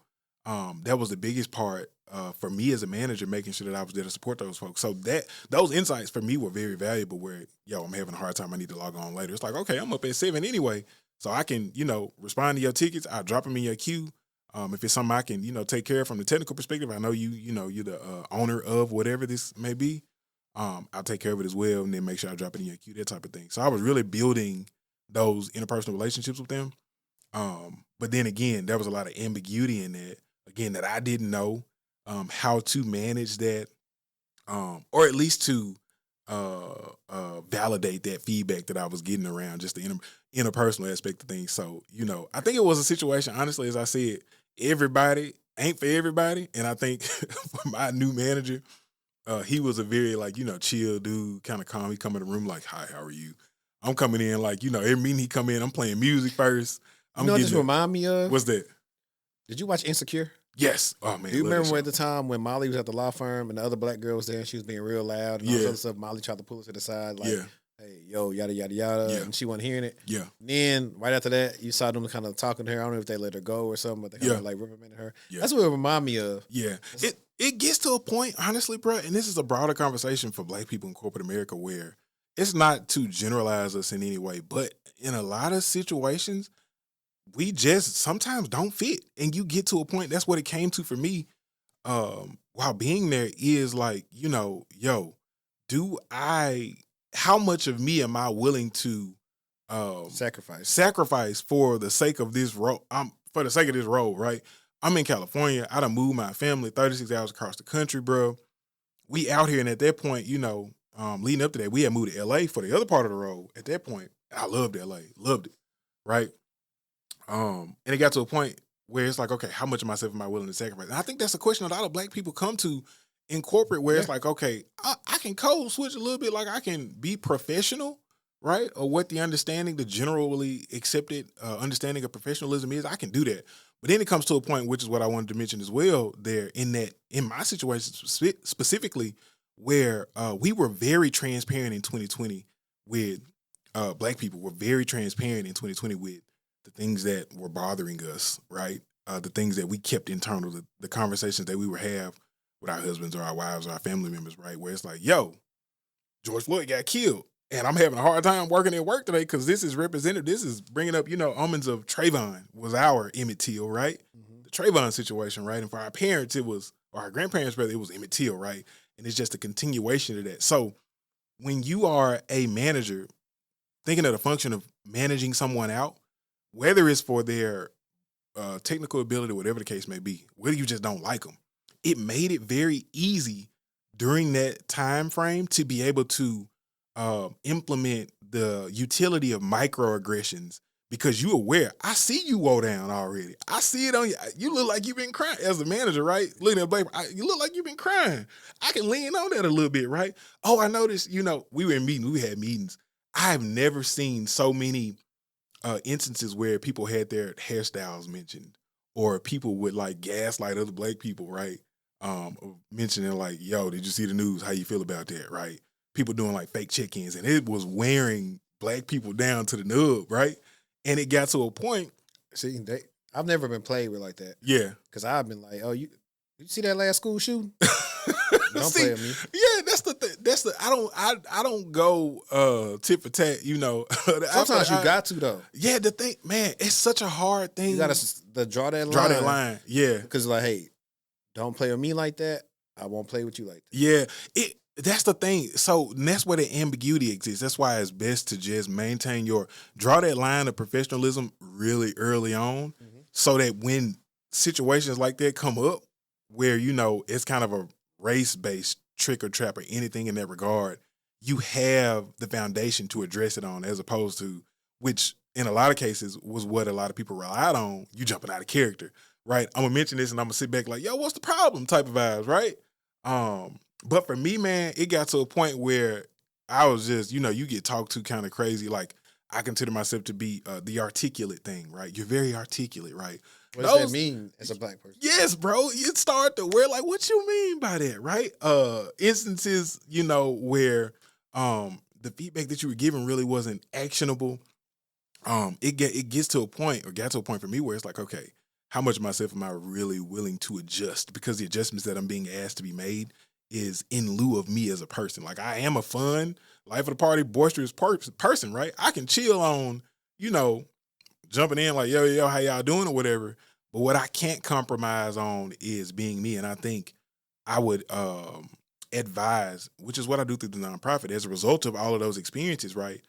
At Netflix specifically, I kind of stepped to the side. One is I was looking for a mentor. My next opportunity, I couldn't find it. It's like, number one, why didn't I know how, you know, what it looks like when someone is intentionally trying to manage you out? Why didn't I know about, you know, these tricks that are being employed when, you know, someone asks you, for example, we had a guy that got let go there, and he was asked to kind of offset all of his work, right, to someone else. And then there was another manager in his manager meetings and stuff. I'm like, why is there no one telling us this stuff, right? So that was the intent out of my experience, right? That's the intent of my nonprofit, which is to be very transparent about, thankful to God, bro, that we were able to get out of that situation and then get right back on track. But everybody ain't so lucky, right? Everybody does not have the same opportunity to go in these situations and make mistakes. It goes back to the twice as good ideology, right? You don't have an opportunity as a black person a lot of times to go into these situations and make mistakes and then come out unscathed, like, woo, like, yo, that was crazy. Let me get back to it. It's a real, you know, transition where in some cases that I've seen, even where people literally, you can lose your career, especially in tech, bro. You can lose everything off the word of one person. It's literally like a mob in a lot of instances where you look at, you know, FANG situations, right, where tech is really small. And if you mess up or you make a mistake or you do something that even, you know, moves the needle just a tad bit, word gets out, right? Word travels fast, especially in that circle. There's something else I came to realize too, right? Where, you know, you really have to be very careful and meticulous in the way that you move and the way that you respond.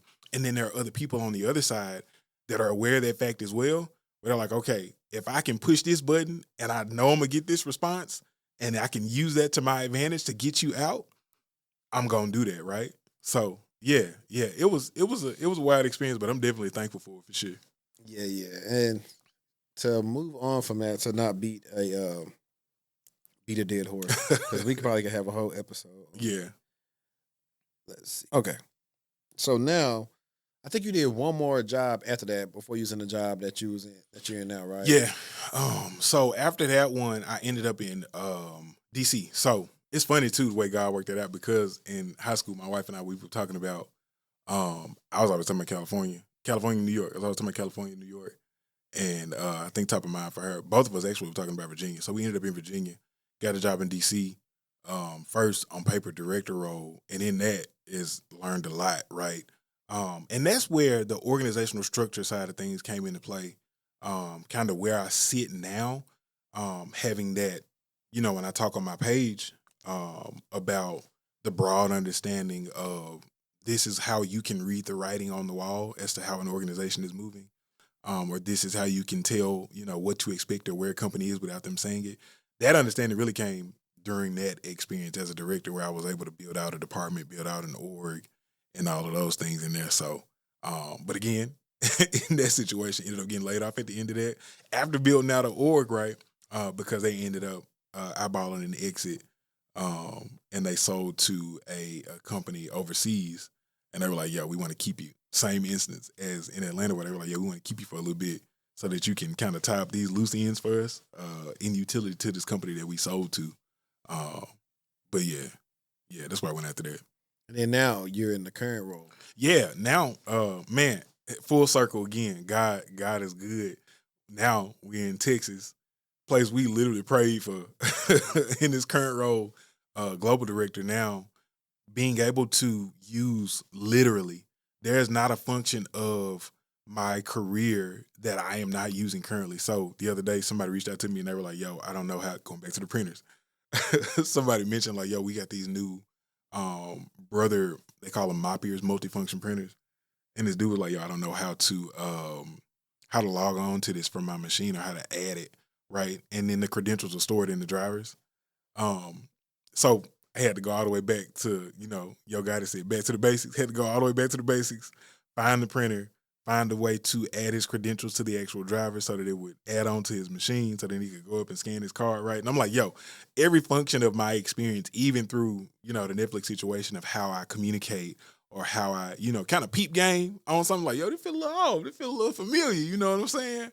I'm using every function of my experience. So again, that goes back to my earlier point of being intentional. If you know what you want to do long term, God willing, right? You keep God involved, bro. You get there. Once you get to that spot, you got your Easter basket of everything that you need to be successful in your perfect world role, right? And that's kind of where I'm at now with being able to use left brain and right brain, being able to be technical and being able to build out, organizational roadmaps and build that out from a global perspective, figuring out follow the sun methodology, circling around on contractors as well, some of which that we using India and all those other places as well. So yeah, man, it's dope. And I'm thankful to finally have an opportunity to be, man, out here in the DFW area, building connections, meeting with folks like you as well. So yeah, it's dope for sure. All right, so now I got a couple of questions we can ask too, because I know I want to give the people some more gems. Yeah. Directly related to hiring. Okay. So to get a little bit more specific about your role, when you say global director, you're the global director over what? So global director of IT. So essentially all things IT. So engineering is external to IT, but there's a dotted line back. So if there are instances where, there's a delivery of a feature or something, I can request those.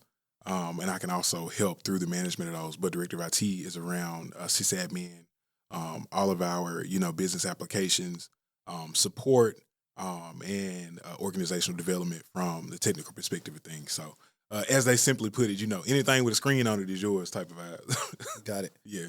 Got it. So when you're looking to hire people, what are you looking for? Are you looking for more technical skill? Are you looking for more soft skills, or a mixture of both? It depends on the role. So if I'm looking to hire someone, for example, we have a tier 2 role that we're looking for right now. What I'm looking for in that person is, say what now? I might have somebody for you. Yeah, send me for real. Send me that for real. What I'm looking for in that is someone who has experience in specific domains. So for example, right, if we were a Google organization and we're getting ready to do a migration of users from Microsoft to Google or vice versa, I want somebody that has done that before.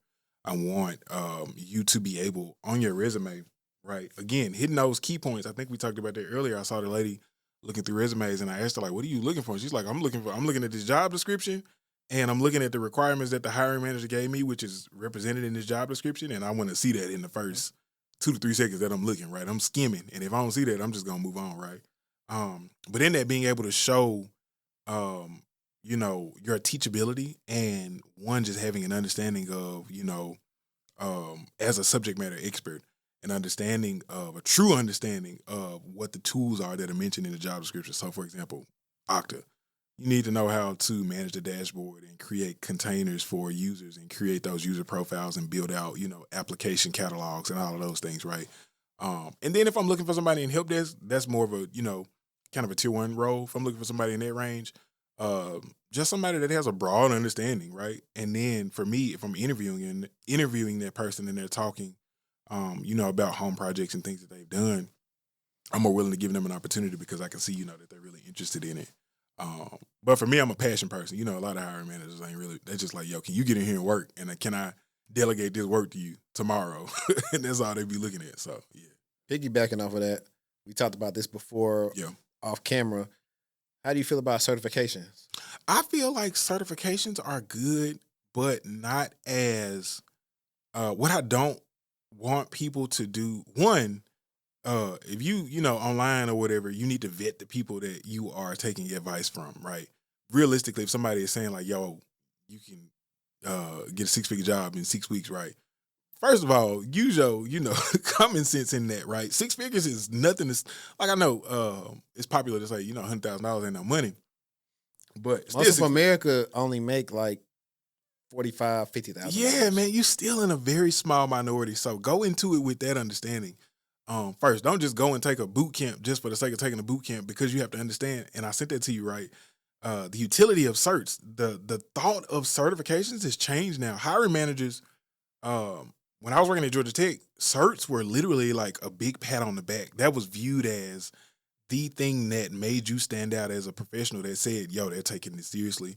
This is along their trajectory of whatever they're going towards, right? And it looks good. Now, people assume that a cert is a guarantee of a job. And because of that cert culture that we see permeate specifically on social media, and I wish we had time to talk about, just kind of the marketing aspect of it now.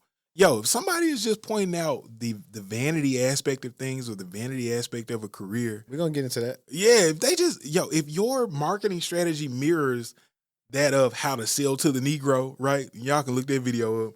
If it mirrors that, yo, you going to get, a Rolex. Or, yo, look at this, you see the Range Rover, a Rolls Royce logo behind my head, bro. Think beyond the flashy cars and stuff, bro, and think, realistically, like what a life in this will look like. Because you can get in, but the thing is, you can't stay in. And it's more about, that's what I preach. It's more so about longevity. And you need that experience for longevity. So I love certs. I have a bunch of certs myself. One thing I will say that I noticed with experienced professionals as I've been in corporate America is they don't really keep their certs up like that. They'll keep the high. Ain't nobody gonna ask you if it's current either. No, nobody's asking that. Now, when you get to the high ones, right? The ones that bring you money attached to your title, like the CISSP. Yeah, you gotta pay yearly for that. You gotta pay yearly for that. That go in your negotiations for your salary. Yes, it does, and it should. But people keep those up. But I think the previous job I worked at, there was a guy that had the Security Plus. He had the Idle V3. He transitioned to the V4, and then he went back. And we were going to pay for his Security Plus to get updated because we were going to be working with a government contract, right? And it was a requirement. And when he came back and he was like, yo, I didn't even know my Security Plus was out of date. So that's my fault. We were going to pay for it, right? But then he decided like, yo, this ain't even a project I want to work on. So do I still need to get this or what, right? And I was like, not if you don't want to. We got a full security team to work on it right now. Sec Plus certified. Those were Air Force folks that came from the Air Force. So they already had the Security Plus as a requirement. But in that though, I started to notice people don't really keep them certs up. They'll get them, and then once it gets their foot in the door, right? Even with the degrees, right? And I hate now we at a place where people are devaluing college so much. Yeah. You said WGU is a box check. WGU is a very, very specific box check, right? Mm-hmm. So, back in my day, I say back in our day when we were younger, right? You would see people going back to school that were the age that we are now, going back to school. I need my MBA. Why do you need your MBA, right? It feels like they're just going back to school. They going back to school because that's the only way they get into the next level. Yeah. I have a video that I stepped up from Miranda's episode where we're talking about that. And people in the comments are like, well, if you want to progress, do certain stuff, you're going to probally have to have that. You got to have that education, especially if you're black. Let's just be honest. You're going to have to. Yeah. And, listen, bro, I got my Sec Plus in 2013. It is expired a long time ago. Yeah. I kept mine up, but I kept the it up. CISSP Plus back in 2018, 2019, it expired. It was just, at the time, just learning the knowledge, but like now it's like, if there's no reason for it, like I will only go and get like a CISSP like current just because it needs to be current. But other than that, like, no, I'm not. Because, I mean, some of that stuff I don't even really do on a day-to-day anymore. So, I typically go after certs that enhance what I do at work. Right. Or will help me land, like, the next role. Yeah. I don't like to just get certs to just get them. Yeah. I feel like, and I started making a video about this on my page, but I feel like the most valuable cert is the AWS. Anything related to AWS practitioner. I feel like that's the most valuable common ground cert. Yeah, I got that. I got the AZ900. Yeah. So, I mean, both of all of them are saying they just got like different naming conventions. Yeah. When it comes to the thing. So that's why I tell people too. I say, hey, when it comes to at the end of the day, when it comes to like those entry level cloud certifications, like just try to pick one and get it. Yeah, and get that. Now, but yeah, I love certs. You should get certs, but also, again, going back to the intentionality. have a plan with it. Have a plan with it for sure. Okay, this one probably goes 2 and 2 with these two questions. Yeah. How you feel about boot camps and the influx of social media tech influencers? Man, bad. So my whole before on my page, right? Before I rebranded and started offering one-on-ones and stuff on my page, I was just doing photography, right? My wife bought me a Sony camera, and every time we go to New York, I'm like, I'm getting up at 5 and I'm gonna go take pictures, right? So I just had a bunch of pictures on there, and I came across videos of people on there, man. Just keep it a book. Just straight up lying to people, bro. And having like dozens and dozens of followers, like, yeah, I want to break into tech, But here's a true nugget, right? There was a situation where you have an individual. There are situations, I would say, where you have an individual that goes to a boot camp. They come in, they work, they get, for lack of a better term, exposed in terms of not having the technical knowledge that they should have as a result of going to said boot camp, and they end up losing the job, right? For me, as a black professional at, say, the executive or below level, right, knowing or seeing the trajectory and continuing to that, black people getting laid off or fired left and right, right? We constantly coming in these situations and we don't have the knowledge that we need, and it's being taken advantage of or exploited. For me, that's very predatory, because the people who are selling these things, they know that. Once they get their money off their, boot camp or whatever, they know, like, once you're in there, you're on your own. And you can hustle to a certain degree, but, like, situation I've been in before, if I hadn't have had an opportunity to set up Okta from scratch, when someone handed me an Okta ticket and said the Okta administrator is out for the next, whatever, because he having a baby, fix it. If I didn't, realistically go through that myself, I would have been like, yo, bro, I went to this boot camp. I would have been trying to call whoever I was like, bro, I need you to. And there's some instances where they'll do that. They charge for that. It's some boot camps you can go to, and they'll be like, yo, I have a real world incident and I need help with it, and they'll help you out. Also, Reddit is your best friend. If you ain't got a Reddit account, please make a Reddit. Don't use Google for tech questions. If you got a question about something, especially if it's, high tier, or it's in, a specific app or a niche, go to Reddit, bro. You know what, though? Reddit is good, but Reddit also going to be sometimes full of complainers. Reddit, oh my goodness. Because you can't always say something going to go, like people that say school's a scam. Yeah. Some people measured in the wrong thing. Right. And they didn't do what they needed to do, so they couldn't find a job. Hey, it's a scam. Yeah. So you have people that will try to discourage you from going to good boot camp programs and say it's that was like, you didn't hold up your end of the bargain. Exactly. Boot camp gave you what you needed to be successful. Yeah. It'd be different if nobody was successful. Yeah. But then you didn't do what you need to do. Right. So now you're blaming the boot camp. Yeah. So it comes into like that. Like, I'm more concerned about the boot camps that you pay $5,000-$10,000 for. Yeah. And they finna say you finna get the Net Plus, Security Plus, and the A Plus. Yeah. You can get those on your own. And they're cheaper than that. Right. I'm more concerned about that. Yeah. Those like that. Other than that, there are some boot camps that can teach you some specialized skills that you probably can't get your hands on one-on-one. Like certain, for example, like, you're going to be hard-pressed to find a way to get your hands on CrowdStrike without working at a company. Absolutely. Hard-pressed to get access to Proofpoint or Titanium. Yeah. Like, some of these things are gate-kept, and you will not get access to them unless you work in an enterprise environment. That's the real gatekeeping I talk about. That's why I like Microsoft in the sense they'll give you access to Defender. You get access to Sentinel. You probably get access to Threat Explorer or Purview. To where if you now, remember we talking about earlier, people don't know how to simulate real work environments. Now you get with a mentor or a coach to say, okay, I've been in the industry 10, 15 years. Yeah. Typically, you probably run into like these top 5 scenarios working on help desk.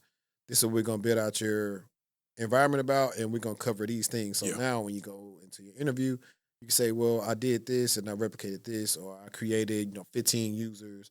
I made sure this user had role-based access, and they access then creep over to their next role. Right. Like all different type of things, like understanding the job. Like the biggest issue that people run into when it comes to the interview and learn all this information is them chaining the information together to make sense. Yeah. To let the interviewer know they understand the full scope of what they're doing. Yeah. A lot of times you learn this here, this here, this here, but they don't know how to connect it. Yeah. It's literally like a chain link. That's a good mention there. A lot of these, I always mention to folks because especially around the end of the year, if you are a person that doesn't have an understanding of some of these big name apps, right? One that I mentioned a lot, which is very niche, is dang, now I forgot the name of it, but it's an AI based chatbot, essentially where you can automate your intake support process. Whereas, you can create frequently based or based on FAQs that your organization may have, you can implement a chatbot that can act as an in-between to answer questions for you, right? Towards the end of the year, it's in your best interest, which is what I used to do a lot, is reach out to some of these sales folks and ask for a demo, right? And in some of those cases, they'll give you like a free, like a 30 or 60-day test instance. And people have seen success with that. But going back to the larger point of that, man, I think we conflate entertainment for knowledge in a lot of situations. Whereas, transparently speaking, man, sometimes the tech content, even some of the stuff that I make, I feel like, this a boring video, but it need to be said right. I think there needs to be an in-between where there's true knowledge, and then, like, of course, social media is for entertainment as well.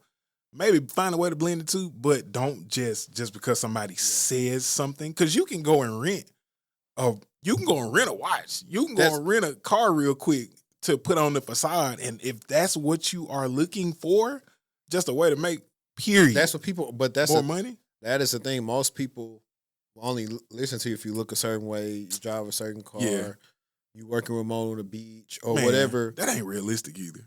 It's not, but that's what people think. Yeah. They think a lot of people. I shout out to Nucor. Nucor is a nonprofit ran by my friend Ramala and what's the other friend? Was it? Is it Kenya or something? If I got your name wrong, I'm sorry. I'll correct it. I talked to, they go around and talk to high school kids about getting the STEM, cybersecurity. So I was talking to him, and the guy asked me, the young man, he said, "Yo, you a millionaire?" Because what they've seen about cybersecurity online is you make a lot of money. Yeah. You got all these cars. So I was like, no. I said, but I do know some people that's in cybersecurity are millionaires. Yeah. And they were able to do this over a period of time based on investments and other things that they did. So I think it's just important to explain to people like, hey, this is not the only way like I make money. I do this and that or whatever. And, a lot of times people will make up a lie. Like, imagine I have a track record. So you know me for the last almost 5 years now. What I did in my experience, you can go look it up on LinkedIn. There will be new people that come out and say, hey, my first year in cybersecurity, I made, $250,000 or whatever. And this year I'm trying to make, $500,000. Let me show you how to scale in cybersecurity, yada, yada, yada. People will come out there and say that. And you just really have to go back and check how long they've been in, what they've did. Check their LinkedIn. Anybody who's worked with it, you can't even find it. Some of these folks be having their link. I ain't gonna put no. I'll never. Nah, I'm not even gonna say that. Yeah. Sometimes you can't really go off that because they'll lie on there too. Sometimes, yeah. I had a situation with a boy where they was advocating for a boot camp program that one of the guys did. That yes, he did get into cloud and land 2 roles. And I said, well, this LinkedIn say he got experience. He would say, well, don't believe that. And then later on, the guy got on there and said, yeah, I lied about my experience on LinkedIn on live. Yeah. And I'm just like, why would you ever admit that you lied about your experience on live? That same young man had his offer letters on Instagram because we're seeking validation. Yeah. So he wanted to validate, hey, I do got these jobs, which is fine. But bro, I was able to go find your recruiter and everything on the offer letter, HR person like this. I was like, if I was a person that cared that you got in a fugazi way, I would say, hey, this person lied about the experience. They don't have it. And there are instances where HR will fire you if you lied about stuff. Yeah, they'll send the offer quick, especially today. They'll quickly. So you see the DocuSign voided. I was just like, I can't remember if I reached out to the young man or whatever. But I was like, this person don't care about you enough to realize that they are using you in order so how they can make money and so this bootcamp can make money versus actually just being honest with it. Yeah. Sometimes too, realistically speaking, you can become a millionaire via them affiliate links, but I think people need to realize, like, when you sign up for these, you click that link, they get paid off of that. You are their tech experience. You are making them a millionaire. Yeah, so on YouTube, like, we're required to put in the description, hey, some of these links I do get affiliates from, whatever. Yeah. A lot of people, you kind of assume that, but you don't know. Like, I'm just up for it as long as you market in a decent way, because now there's people, you got people that go spend their last on this, thinking they finna go live the life you live, not knowing, hey, because you had already a big following, you just play the numbers game. Hey, if I got 200,000 followers, if I just get 3% of these people to give in, I could make X amount of money per month. Like, so it's very predatory. And one of the greatest pieces of advice I think I got was someone saying to me, everything is spiritual, right? That's where the level of discernment got to kick in. You should really pick these people apart and take a minute to look and evaluate and think to yourself, like, yo, does this feel right? Does this feel right? A lot of people want success and they want the vanity stuff so much. Yeah. They can't see past that. Some people don't care either. And if you don't, that's cool. They want to be like everybody else. They don't want to be focused on what they have to go through in order to attain it. Yeah. So everything, like, because we're wrapping up, guys, everything that you've stated that you went through in your career now has prepared you for where you currently are. Absolutely. And where I'm going. Exactly. Yeah. A lot of these people want to circumvent that and just get to where you are, where I am, whatever. Yeah. And it will not work because you don't have enough tools in the toolbox to handle it anyway. Yeah. Like, think about it. You just said, like, the Netflix experience, though good, you still felt like you weren't equipped to handle it properly because of things you didn't know. Right. It'll be the same thing. People don't have email etiquette. They don't have soft skills. Not only that, bro, to add to that, and which I wanted to say earlier, people that are more experienced than you, going back to the how not to be green in corporate America thought process, right? People that are more experienced than you can smell it on you. They can see it on you. The first inclination you give that you are not competent or experienced in blank, that is an opportunity for exploitation, whether you know it or not. Oh yeah, they gonna keep that in their mind, and they gonna I remember Chris, didn't have an understanding of Zendesk when we implemented it last time. I want him out of here. How about we create a new, a container in Zendesk, and we ask him to lead it, knowing that he ain't got that experience, and leave him alone with it and see how he do. And this is the gem, much like school and work.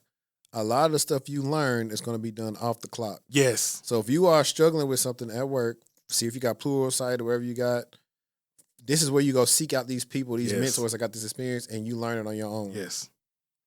And one of the ways you also can play people is you could play like you don't know nothing. So a lot of times people want to feel smart, so you could play like you don't know nothing, but you're really using it to get information out of them. Yeah.